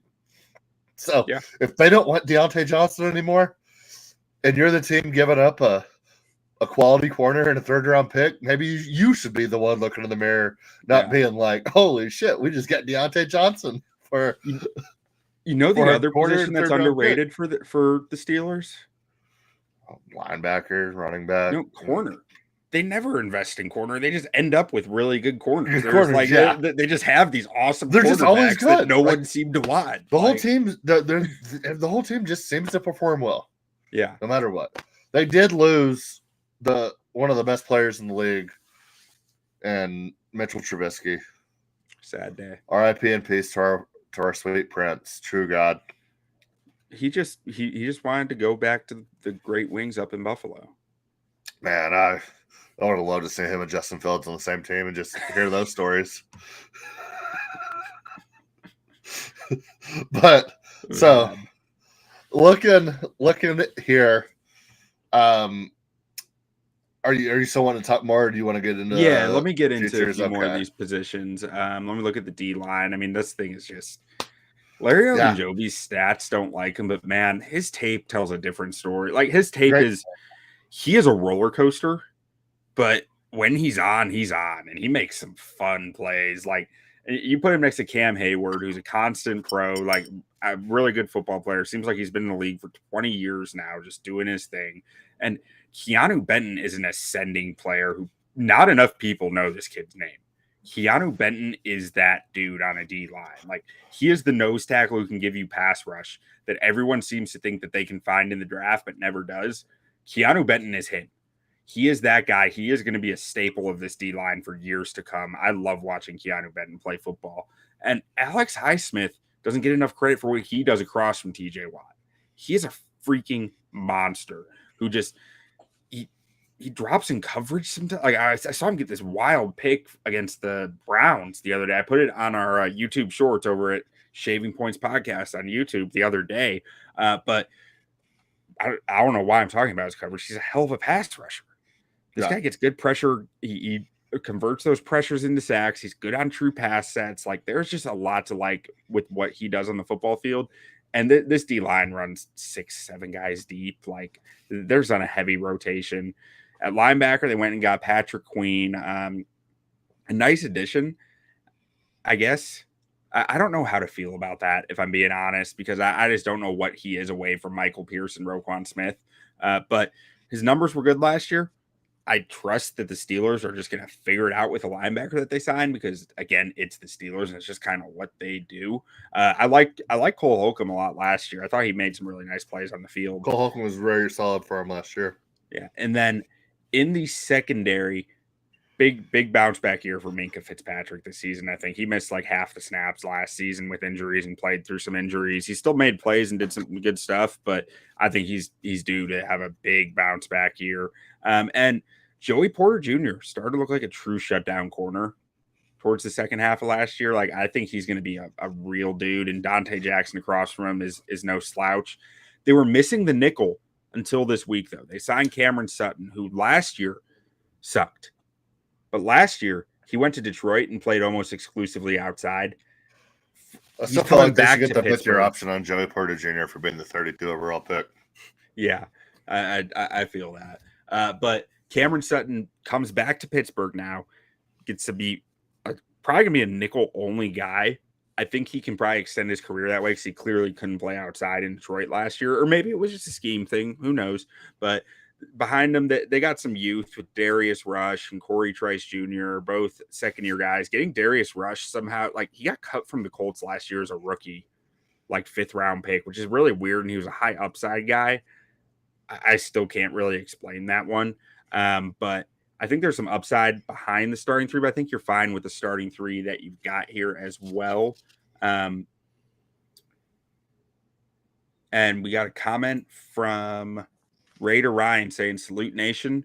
Raider Ryan, make sure to go check out our Las Vegas Raiders video over on our YouTube page. It is out. It is there ready for you. We wax poetic about that defensive line because it is nasty, but we're talking Steelers right now. So now I think we're okay to get into some of the futures here. And full We're both disclosure, out of the Raiders. part of the reason why, yeah, we were. But part of the reason why I want to go through each position is so I can cut this up and put all 22 tape in for you guys.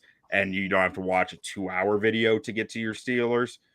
I'll have a 20-minute Steelers breakdown ready for you by next week with all 22 clips within it. So there we go. Absolutely. So looking at this, 8.5 wins at over plus 126, under minus 154. Playoffs, yes, at plus 176. No, at minus 225. Win the division, it's plus 650. AFC champ at plus 2,500. Win Super Bowl at plus 5,000. And this might be my first sprinkle on a Super Bowl. You look at this team. You look at this team. We just talked about the defense. We talked about how good George Pickens is, how electric Justin Fields can be, how good Jalen Warren was last year, how good Najee Harris can be. At 50-1? I don't know that I'd say how good Najee Harris can be. Najee Harris can break tackles. Solid. And get an extra Solid. 2 yards. Yeah, solid. But when your defense, if your defense is playing lights out, a Najee Harris 3 yards a carry might be exactly what you need. If there's a running back I love in this room, it's Jalen Warren, because Jalen Warren is freaking electric. Well. Like, he needs all the touches. Yeah, but at 50-1, even if you want to say Russell Wilson, we're talking about a guy who's been to 2 Super Bowls, who was probably one of the weaker points on both of those Super Bowl teams at the time. Great defense, great running back, good coach. How important would you say Russell Wilson was to those Seahawks runs? As far as pretty important, he did his his mobility was a big part of what made that all work. And I think, but he wasn't the driving factor. Is kind of what I'm getting at. No, great team around him, and that's kind of what we're sitting at here. And then you look at the flip side. If it's Justin Fields, just how electric this guy can be, and say what you want about Justin Fields, about his decision making, about him getting zero focused in on wide receivers. That Bears team was ridiculously just bad, just poor roster management that they were able to build up as soon as he left. The new GM came in and kind of cleaned house, and then Justin Fields was just sitting there with nothing. And then they move on from Justin Fields, and they're able to rebuild the team. Like, I love what the Bears are doing, but they did not support Justin Fields at all. And this will be far and away the best overall team he's had. I think his weapons last year, you could argue they might have been a little bit better, specifically from a weapons standpoint, nowhere else. And that would you could maybe make that argument. But he's just electric when he touches the football. And you're telling me, going against this defense, if they go 9-8 and squeak into the playoffs, and they're playing like a 2-seeded Bengals team, you're telling me a 2-seeded Bengals team versus the 7th-seeded Pittsburgh Steelers going to Cincinnati, and you're lining up against Justin Fields in this defense, that he can't break a couple of 80-yard runs, and then look up in the third quarter and it's 28-14 Steelers? And then I don't know. It's just fun. And at 50-1, I might sprinkle that Super Bowl. Yeah. You're a lot higher in Justin Fields than I am. I'm just talking value here. Oh, I think value. Like, if I wanted to go pie in the sky value, I'd do AFC champs.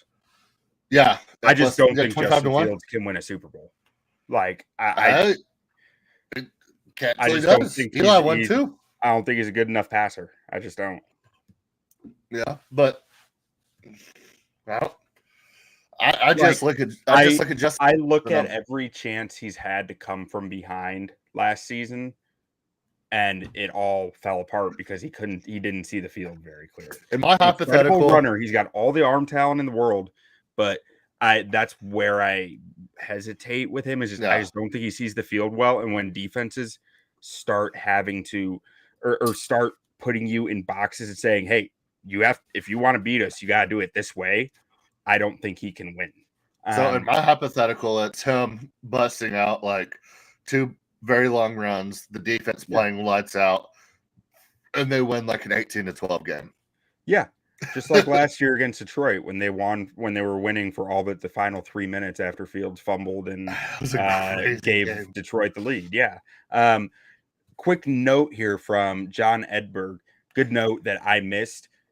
Peyton Wilson was drafted to address the Holcomb injury. I missed that Holcomb had nerve damage, and it's a bigger deal than Chubb's recovery. So Peyton Wilson might be starting for them at linebacker. Something I missed. Thank you for that note. Injury concerns. And then John also said, don't underestimate Burrow's desire to make a statement this year after ass sitting and watching Mahomes. John, I don't know if you missed it. We talked about the Bengals for almost a full hour at the start of the show. I suggest going back and checking it out because I am all about the Bengals this year. So I am not underestimating Burrow. Yeah. We're high on the Bengals. But very, very high. Joe Burrow for MVP. Back to Pittsburgh. I mean, if I'm taking anything here, it's over 8.5. It's playoffs. Like those are the ones that I feel good about. Yes. High in the sky, I could see a win the division. I don't think I go as far as AFC champs just because we talk about. I don't think 6-1 is great. I don't think 6-1 is great value for division when you look at this division. It's not great, but I mean, I'm saying I do that ahead of either of the others because I don't know if either of these quarterbacks. I believe in winning a football game in the playoffs. That's where I end up. My only thing, my thing is at 50-1. When you look at this defense, if you let a 9-8 Steelers team into the playoffs, crazier things have happened. And at 50-1, that was my argument for it. Like last year, but realistically speaking, yeah, but they didn't have either one of these quarterbacks last year. No, both these guys are better than Kenny Pickett. Like that's just a fact. And I mean, we've just been kind of just overlooking the fact that Russell Wilson kind of had a pretty good tail end of the season last year, and then they had that weird take a pay cut or get benched, and he was like, "I'll get benched, like you paid me." Like I don't blame him for a second. His stats were very weird. It was very manufactured. But he played well. He performed. I thought he played well. He put up good stats, but he didn't I didn't think he played well. I think he was playing better than he had. He played. He played within the system that Sean Payton was putting out there for him and keeping him within, but it was still a limited system. It still limited him to certain things, and it was he didn't have the full playbook at his disposal. I didn't feel because it was he wasn't trusted with to execute. But I mean, you also look at this offense, and you just talked about how good Jaylen Warren can be. I mean, they have 2 running backs that can carry the rock. They have a really good tight end in Freiermuth, who I like a lot in pass catching, and they have a defense that's absolutely nasty. Yeah, and it reminds me a lot of the Seahawks teams that he had a lot of success with. When he went to the Broncos, they traded for him to be a top 5 quarterback. And I don't think that was ever what Russell Wilson was. But I think on a team like this, we can absolutely see Russ succeed at a high level. Yeah. I still think I think it's possible. What gets really interesting is that Arthur Smith's offense want to attack the intermediate, deep, middle portions of the field, and neither of these quarterbacks have shown an ability to throw to the intermediate, deep portions of the field. Intermediate, deep, middle portion between the hashes, 10 to 30 yards downfield. Neither of these quarterbacks have shown much willingness to do that. So it's Matt Ryan's a free agent. Yeah, maybe they'll trade for Ryan Tannehill. Have 3 quarterbacks. Tannehill can run Arthur Smith's system. I'm I sure don't think Arthur they'd have to Smith. trade for Tannehill. Isn't he a free agent still? Oh yeah, you're probably right. He probably is a free agent. But either way, I think Arthur Smith is going to do some Frankenstein stuff with this offense. It's We'll going give to him be that. fun, interesting, possibly disastrous at times. Like it's going to be a wild ride, I think. Give us TJ Watt and 2 first-round picks, and you can have that. Okay, so do you want to get to Cleveland, or we got to go Who's the through schedule? Yeah. Let's see here.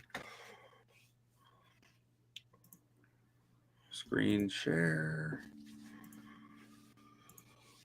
And boom, we are back in here. You can see it, right? Yes. Okay. So let's get to the Steelers schedule and power through this before we get to the Brownies. All right, week 1 versus the Falcons. You have the Falcons here. I think this is going to be a good Kirk Cousins game. I like the Falcons as well. Yeah, I just think that team is going to come out guns a-blazing. And also, their new head coach, he was the Rams DC last year, Raheem Morris. I think Raheem Morris has a close relationship with Mike Tomlin, so I think that's going to be a fun aspect to that game. Oh, yeah. And then Steelers Broncos week 2. You have the Broncos in that game. I mean, that might have to just be a personal bet between the two of us, because if Bo Nix beats this Steelers team week 2 versus that defensive line, good for him. But give me the Steelers. I don't know why did I pick the Broncos here? I think it was just I didn't see Russell Wilson going into Denver and winning. But like my gut right now is saying Steelers, but I'm sticking with what I said. Yeah, sticking with what you said. Then we have the Chargers going to Pittsburgh week 3. I have the Chargers in this game. You have the Steelers. I think this Chargers team's gonna be very hard nosed under Harbaugh. I think they're gonna have some success. So we're going that game. I remember why I had the Broncos, because I think this is the first moment where we see real tension between Arthur Smith and Russell Wilson that eventually leads to Justin Fields starting. Yep, we'll get to that. So Steelers Colts week 4. Anthony Richardson still coming into his own. I like the Steelers in this game. I think it's gonna be a close game. I think Russell Wilson, like you said, I think that's when we're really gonna start seeing the cracks form. And I think they're gonna go into this Dallas-Pittsburgh game. They're going to be 2-2 with a very close win the week before, probably one that they shouldn't have got. I think maybe the defense shows up late in the game. They're going to go Sunday Night Football versus the Cowboys week 5. They're going to be down double digits at halftime, bring in Justin Fields, and Justin Fields is absolutely going to torch the Cowboys. And then all of Pittsburgh's going to be on fire until Justin Fields has a Justin Fields bunch game. Of burning yinzers. Yeah, but and then Steelers Raiders the following week. You have the Raiders in that game. I'll take the Steelers there. So Steelers. I will say I think it's a similar timeline for Fields starting, but I think that if it's in that Cowboys game, I think it's a letdown the next week against the Raiders. Yeah, I could see that too, and I didn't really put that. I think the letdown is going to be a big time letdown with Aaron Rodgers going into Pittsburgh Sunday Night Football. I think you have a game and a half of Justin Fields starting, and Aaron Rodgers goes up there and hangs 40 on you. They get an early lead against that Pittsburgh defense. That's going to happen to Tomlin against Rodgers? So I think Rodgers is going to get it. I think Rodgers is going to get an early lead there. The one quarterback to ever beat Mike Tomlin in the Super Bowl. Yeah. Well, I mean, he's only been twice, but yeah, I mean, I think Rodgers gets an early lead. They panic a little bit. Fields maybe has a couple of fumbles, couple of bad interceptions, and the game gets away from him. I was just joking. Okay. And then we have Monday Night Football against the Giants. I think the Steelers take that one, and I think it's closer than comfort. Okay. And then Steelers Commanders. I already said I don't think the Commanders win a game against this AFC North, so I'll take the Steelers here. Then we have the first Ravens game we just talked about at Pittsburgh. I think the Ravens win that one. Following week, you have the Steelers in that game. as we just talked about. I've got Browns the Steelers on a 4-game win streak. Yeah. Steelers, Browns the following week at Cleveland. Thursday Night Football, short week, back-to-back division games. I think that's tough. Give me the Browns in that game. And then going to Cincinnati after 2 tough weeks, still setting the division, 3 straight weeks in the AFC North. I think you got to win one of them. I'll take the Steelers in that game. Q has the Bengals there. Yeah, I got the Bengals. Browns, Steelers. God, I didn't realize they played, 5 division games in a row? It's brutal. Then I think they win their second matchup versus the Browns. You have that as well. Mm-hmm. So I'm going 2 and 3 in that stretch. And we got the battle for PA. Yeah, I think the Eagles are going to do well here. I think the Eagles are perform well against the AFC North. I'll take the Eagles here as well. Then I have Steelers to round out the end of the season versus the Ravens, Chiefs, and Bengals. While Q has Ravens winning, and the Steelers beating the Chiefs, and Steelers beating the Bengals to end the season. And that puts the Steelers at 9-8 for me and 10-7 for you. I think that's about right where they are. Yeah, I do too. I think initially I had them at like 8, and then I just made a change last minute to put them at 9. Yeah. And then you want to get the Browns started, and I'll be right back. Yeah, I'm gonna roll through these comments while he's gone. So, we got John Edberg back in the comments again, saying the first 5 regular season games are always hard to call. It takes that long for teams to settle down. Yeah, absolutely. The first 5 games, the first 2 weeks or 3 weeks, especially, I'd say, like you always get a team who started 0-2 that shouldn't win week 3 but does win week 3. You always get a team week 1 that upsets a true contender despite being like considered a bottom dweller. You always get some weird stuff going on in those first few games, so it's always hard to predict to a T. But getting to the Browns, Browns are hard to watch, man. Like I just watched this team, and it's like, is Deshaun Watson ever going to get there? Because I see a really talented football team who makes a lot of plays, does a lot of things right, a defense that just flies around, man, and has so much talent and flies to the football, gives such incredible effort on a down-to-down basis. And pass catchers like David Njoku and Amari Cooper, who are leaving it all out on the field, but the passes just aren't there a lot of the times. They're missing. Nothing's within structure with Watson in the games. Like I watched 4 different games from Watson last year. It was like everything is late or out of structure or not within the scheme that works. Stuff that isn't working or stuff that he's missing is trying to be within structure. And it's just like, I understand why Stefanski and Barry just got that extension. If Watson was just the owner saying like, we're going to do this, because they've done a hell of a job building this team and coaching this team with Deshaun Watson being not on the field or not good when he's on the field. So, I don't think we had the podcast then, but you and I talked about it when he was on the Texans, like good numbers, but like he got away with a lot that he shouldn't have early on in Houston.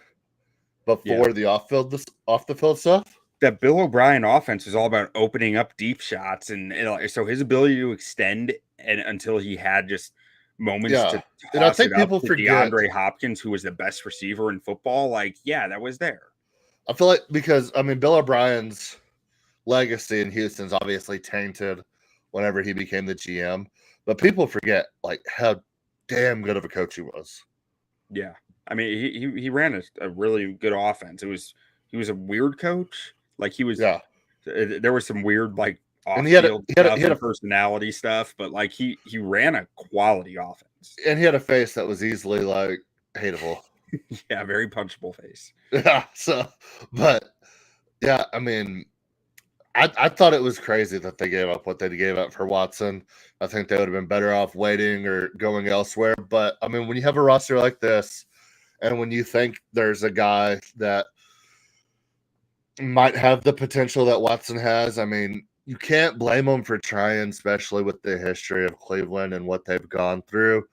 But you look at this team now, you look at this coaching staff, you look at what they can be, and you're like, man, like they're so good.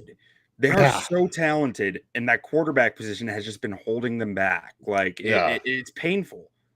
It's very, very painful. And like, I was watching Browns Ravens today, and it was just like they kept putting the ball on the ground because I didn't think they trusted Watson. Yeah, and the crazy thing about this is like the team got better when Joe Flacco took over for Deshaun Watson. Like, and they ran him out of town.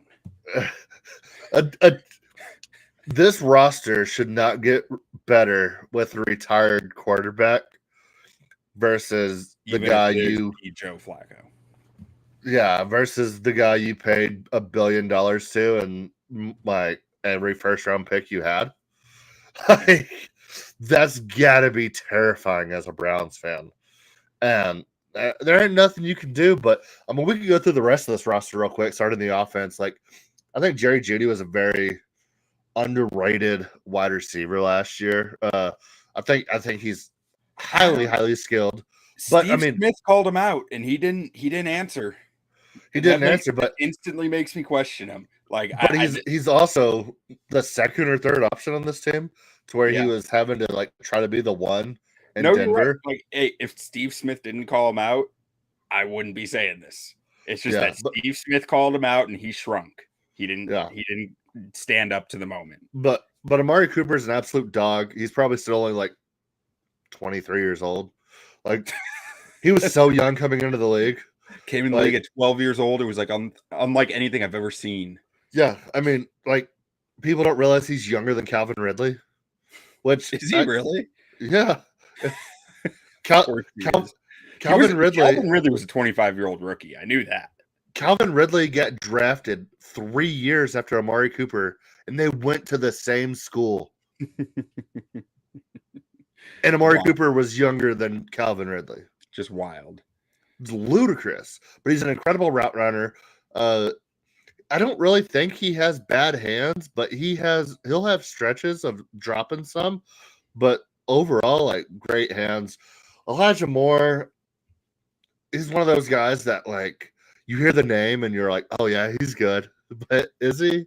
But he's a fine 2 or 3 in my mind. But I think that's a great for Jeudy. So like you got a 2-3 it's there. A great like, 3. That's a great three wide receivers. Then David Njoku just quietly gets better every year. Dude, like, I don't think he hit another level last year of just like he started going full beast mode on people after like he had that kitchen fire where he suffered 3rd-degree burns and he was playing through it. Like, he was over at Freddie's house. Yeah, he was over at Freddie's house and stuff got wild in the kitchen. He was just truck sticking people. His ascension has just been so fun to watch because what was he out of Miami coming into the draft? Yeah. Played one season of football, like not a whole lot, very, very raw. And first 2 or 3 years, it was like, yeah, he's kind of starting to get it, but like, will he ever really elevate and ascend? Then last year, like you said, just really took off. And then this is the team where you look at this running back room, and I mean, Nick Chubb got hurt last year, but I feel like Nick Chubb might be the most disrespected man in football. When that man is healthy, there ain't a defense on this planet that can stop him. Yeah, he is a freak. It's what was it, an ACL? Yeah, which these days I don't worry about ACLs. Was that his second though? Second since college, but different knee. Oh, different knee. Okay, then I don't think because that's why Sony Michel was drafted over him because him and Sony Michel shared a backfield at Georgia. And Sony Michel got drafted in the 1st round, and Nick Chubb was 2nd round. Well, Sony will always have the electronics fortune to fall back on, I guess. Wrong name. First name Sony. But in this running part of back that room, family. even if Chubb is Jerome impacted Ford by was that, good last year. Yeah. Deontay Foreman's a more than reliable yeah, option. he's a solid play. Like they have a lot of depth here and they have Nyheim Hines too. Who knows what he is anymore? But like that's like your fifth. Who knows what he ever was? Oh, I know what he was. A Great pass jitterbug, catching. man. He was good. Yeah. I mean, but yeah, I mean, I love this roster. I have zero faith in this quarterback. But you want to go look at the defense? Let's look at O-line for a moment. O-line, okay. Jedrick Wills is interesting. Like he was highly drafted. He's fine, but he's never quite lived up to the draft pedigree, in my opinion. But I mean, he's your left tackle, and he's going to continue being your left tackle. Are they still paying Conklin a shit ton of money? Probably. How much has he played for them since he got there? He played 2% of the snaps last year. He had an All-Pro year the year before. Yeah, no, I know he was solid for a little bit, but I knew he missed a lot last year, and I think this is year 4 for him there, isn't it? I think more than that, but I could be mistaken. Because he was in Tennessee for a good bit. I want to say they signed him in like 2018 or 2019 or something. Okay.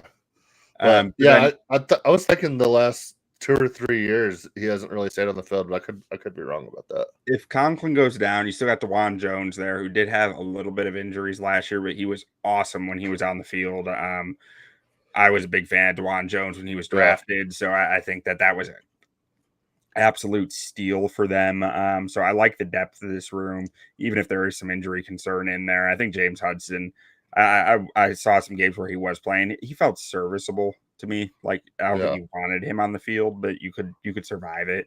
Wyatt Teller, probably the best run blocking guard in the NFL. This interior O-line is very, very good. Yeah. Teller, I do worry a little bit about his pass pro. I think his numbers look a little better than they actually looked on tape here, but he was fine in pass pro. Like that's not to say he's bad at it, but he's a much better run blocker than he is pass protector. Joel Bitonio, consummate pro. Guy does it all. Ethan Pochik has really come into his own in this scheme. And then behind them, I mean, they got depth. They drafted Zach Zinner, who should be back from the broken leg this season, I would think. So that's great depth there. They got Brian Allen on the cheap, who was a starting center for a Super Bowl winning team a few years ago in the Rams. Luke Whippler seemed like a solid center. I'm not exactly sure why he fell in the draft last year, but I mean, he was a good value pick. And I think some of it was personality driven. Like I think he's just kind of a weird dude, if I remember correctly. But I mean, we'll see how that ends up there if he even has to play, because they got a lot of depth there. On the D line, I mean, you got Dalvin Tomlinson back, who was a really good player for them last year, really good pass rusher. Added Quentin Jefferson, who wreaked havoc next to Quentin Williams last year in New York. Which is a pretty advantageous spot to be. Yeah. No, it is, but I mean, you go from that to playing next to Myles Garrett. Like, who? Myles Garrett. Is he good? He's okay. I love Michael Hall, who they got in the draft out of Ohio State. I think he was an absolute steal, even in the second round, which was probably earlier than a lot of places had him going. I don't care. I think the upside with him is huge. He was good at Ohio State. He was good at Ohio State, and he was playing at like 280 pounds. And then he beefs up to 300 for his pro day and still tests freaky as hell athletically. Like this dude, the upside is huge there for him, I think. And then in the edge room, Myles Garrett, Darius Smith, Obo Okonkwo, Alex Wright, I think, has shown some flashes too. Like there's just a lot of depth here, a lot of quality, and a lot to like. Like this. And as good as TJ Watt is that we talked about, I mean, Myles Garrett is all that and maybe more. I don't know, but both incredible. Yeah. And then John Ebert back in the comments letting us know that Chubb needed 2 surgeries to fix everything. He's on track to play this year, but they aren't saying when. So thank you for the update there. And the linebacker. Is that just like an AFC North insider? I don't know. John's got a lot of good He just info, know ball. so He just I'm know ball. appreciating it, man. John's just the ball knower. The injury information is the hardest stuff to find within this because you Keep up with won't for sure. find recovery dates. Like I can find all the stats, I can find all this info. I can like dig through depth charts and try to figure out who I think is going to start. But the injury info is so hard to find on some of this stuff. Yeah, absolutely. But in the linebacker room, I think Jeremiah Owusu-Koramoah might be one of the best linebackers in the NFL. I mean, watching him play. Like, I don't think the stats do it justice. His tape is just unreal. Some of the plays he makes, some of the stuff he does. He's so versatile. He's so fun. He's so quick to trigger down to the right spot. Like, it's not just triggering down and he's fooled by play action all the time. It's like he triggers to the right spot so consistently. He's such an impressive football player. And then this might be the best cornerback room in the NFL. Like, their depth is that. Like I liked Cameron Mitchell in the draft last year. I think he played pretty well for a rookie in the 26% of the snaps he got. And Martin Emerson Jr., Greg Newsome II, and Denzel Ward, you're going to be hard pressed to find a better three than that as long as they're healthy. Yeah. Like that's about as good as it gets. And Grant Delpit, when he was on the field, was awesome for them. Was really just making plays in the box, loved him coming out of coverage. The issue for him is whether he's on the field. Their defense does take a hit when he is missing. Yeah. And next to him, they got Juan Thornhill, some combination of Thornhill and Ronnie Hickman, both of which I think are serviceable players. But this secondary is so strong. I think it's the real strength of this defense is that ability to just play man coverage with your corners and say our front seven is going to kill you. Like they can do that. They have the talent, and it's how they win. It's how they won last year. It's how they need to win because their quarterback is that. That's their quarterback. Like their quarterback had played 5 games last year, and he was good in one of them. Yeah. The shining part of this team is that you have Jameis Winston as your backup quarterback. Oh, and an update from John. He's a retired Army colonel living in Vegas with nothing but time. Hey, full-time gambler, I guess. I mean, that sounds like a fun life to me, but yeah.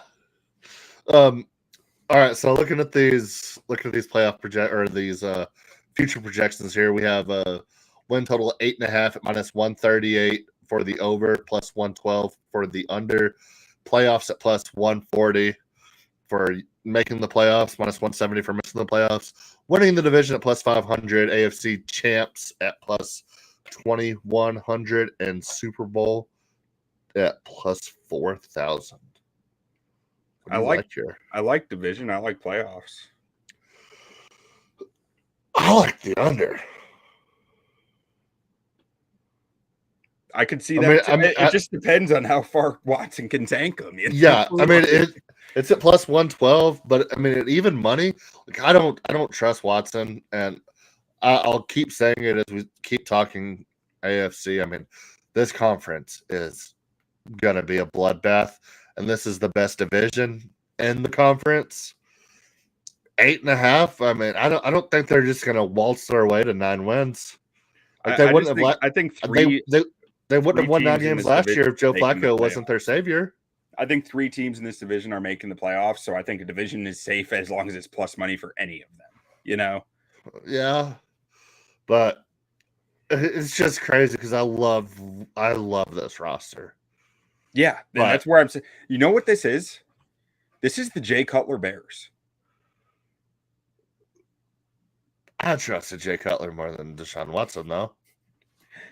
I mean, the defense is going to win the football games. That's how it's going to have to be. The defense in the ground game, and they have the O-line to keep it on the ground, and they have the defense to just kill you. It's just a question of whether that's going to be enough. Yeah, and then they also had that beast wide receiver that they drafted from West Virginia that was just couldn't be stopped. Kevin White? That was after. That was later. Like that was 2015. I'm talking like 2010, 2011, 2012. I mean, Kevin White can still get it, boy. Yeah. His brother outlasted him, Kaiser White, the linebacker. He's Kevin White's about to have a resurgence, boy. Oh, yeah? 2 first-round pick season? Might be. But yeah, I mean, if we're talking strictly value here, I don't see them winning the division. I guess 5-1 for this division. Like anything can happen. We already Yeah, talked throw a about. shekel on it. That's what I mean. Yeah, Like, we've already kind of talked about Lamar and how dependent they are on his ability to stay healthy. So I mean, let's say Lamar has issues, then all of a sudden it's like, oh, okay. And then Joe Burrow obviously hasn't been able to stay healthy. And then if it's a division race between them and the Steelers, like I could see it. Yeah, I could see a realm. I where they could- wouldn't put much on division because you're saying like the Bengals are winning this division. I really Yeah, think. I So think like so, too. playoffs would be the play for me. Yeah, playoffs. But if you're not getting much better odds at playoffs versus the under, and I think if they hit the over, they're making the playoffs. Like if they get to 9 wins, they're making the playoffs. Yeah. So for just a little bit less odds, give me the under. All right. You want to do the schedule and then we'll wrap this thing up? Absolutely. All right.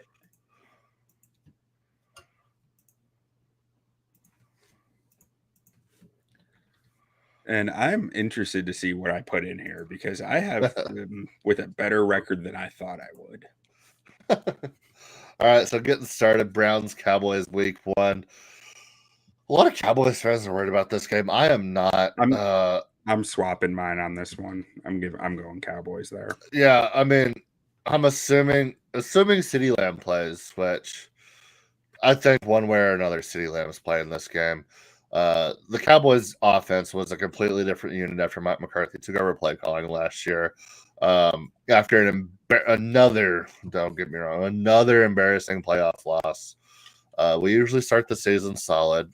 Granted, it's usually against the Giants, so I get that. But yeah, give me the Cowboys going on the road to the Browns. I think this game's going to be ugly as shit. Like, I think Mike Zimmer is going to like pull some wild stuff out of his bag, and the Browns defense is going to be keeping up with it, and the Cowboys will win by 2 points. Yeah, I could see that, and I could also see Dak going off and the defense just absolutely exploding to where the defense forces 4 turnovers. Dak throws for 4 or 5 touchdowns, and then I'd be shocked by the latter of that. I just don't know if anyone can do that against the Browns this year. Maybe not. I mean, I think it's going to be more because of the detriment of the offense rather than Cleveland's defense falling apart. Like they'll give the Cowboys a lot of short fields, and the defense will play kind of good, but you could only have so many short fields before you break. Yeah. But Jaguars week 2. I mean, we'll talk about it. I think next week. I think we're doing AFC North. I expect a good year from Trevor Lawrence here. Give me the Jaguars. I'm with you. Obviously, Browns week 3. I already said Giants aren't winning a game against the AFC North. We both like the Raiders here, week 4, and then Commanders. Oh man, I could see the Commanders being winless at this point, and this is like the Jaden Daniels game that gives every Commanders fan hope. What gets so weird about the Browns because it's like any team can beat them if their quarterback sucks. Yeah, but will they? Give me the Commanders here. I think that's gonna be the Commanders' first good win. And then the next week after losing to the Commanders, I think they have a rebound game. The Browns are the perfect team to completely expose the Kellen Moore-led offense. Yeah. And then Bengals, we already talked about it. I have Bengals week 7 versus the Browns. You have the Browns. Yeah, the previous 2, I had the Browns against the Commanders, and I had the Eagles against. So I have the Browns making we both have the Browns making a little run here. Both like the Browns versus the Ravens the next week. We'll both like the Browns versus the Chargers the next week after that. Then I'll give the Browns this one too versus the Saints. I don't love the Saints team. This could be a Jameis Winston revenge game possibly. Like, who's to say that Deshaun Watson's still playing if Jameis Winston's playing that game versus the Ravens? I'm absolutely hammering Jameis in that game. And then we have Browns Steelers week 12 Thursday night football. I like the way this the schedule lines up for the Browns here. I like the Browns. And then we both, after a mini bye, we both have the Broncos here, which I know the Broncos got to win some games. I think I have the Broncos going 3-13, so I don't want to change it. But now I kind of want to give this game to the Browns. But I think I gave this to the Broncos. It was like they're gonna beat somebody, and a team with a big quarterback questions in Denver on Monday Night Football feels like a chance. Yeah, and I'm pretty sure I already have the Broncos only winning like 3 games. So it's like I can't take this one from them. But yeah, then we both have Steelers week 14. I have Chiefs week 15. You have the Browns. I think the Browns are gonna like just home game fighting for their playoff lives. Like I think they're gonna do something there. Give it to them, baby. And then Cleveland going to Cincinnati late in the season. Both have the Browns there. Thursday night football. Luke. Yeah. Sunday night football, Dolphins, Browns. Dolphins going to Cleveland. This could be a cold game. Tila hates the cold. Give me the Browns. Then we both have the Ravens to finish out the season. All right. So you've got the Brownies at 8-9. I've got them at 10-7. Yeah. So I mean, I have Bengals winning 11, Browns winning 8, Ravens and Steelers both winning 10. That's kind of what I think about this division. I think it's going to be. I think the Bengals could win up to 13 games, and I could see any of these teams being anywhere between 7-10 and 10-7, 8-9. I mean, I feel like I think it's pretty fair for this division. The Bengals and the Ravens have I don't think we'll see clear like floor to me of like 9 or the Ravens I think are 9 wins. The Bengals I think are like 11 wins. I'm probably a little bit higher than the Steelers than most. But yeah, with the Browns and Steelers, I could see either roster being like a 6-10 win team. But I think the Steelers' floor is probably 7 because of the coaching. Yeah. And the Browns just have such a wide range of outcomes. Like I'm trusting that defense a lot with this projection.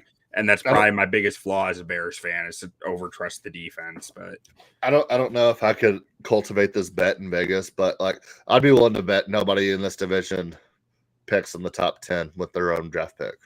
I could see that. I mean, that's what we have projected, you know. Yeah. But if I could get odds on that, I'd probably take it. Yeah.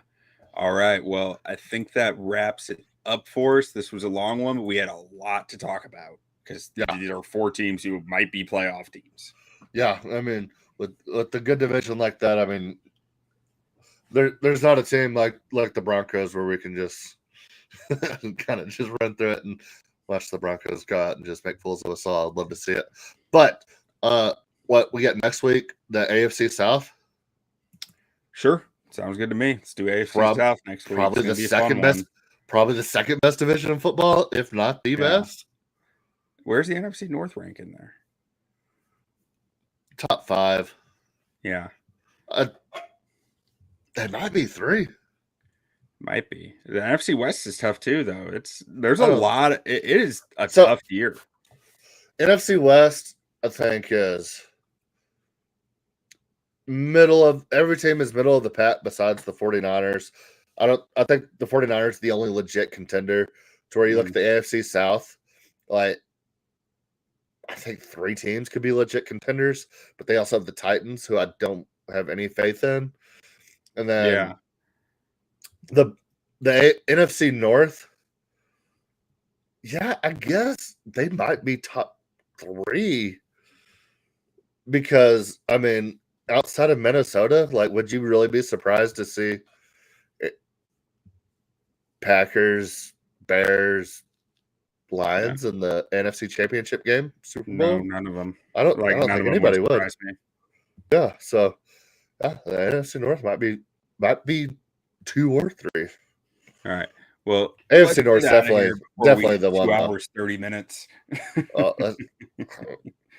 We get an extra quarter if we go that long. Yeah, but who are there's no one we can sleep on in this division, so we can't even discuss that. Yeah, no.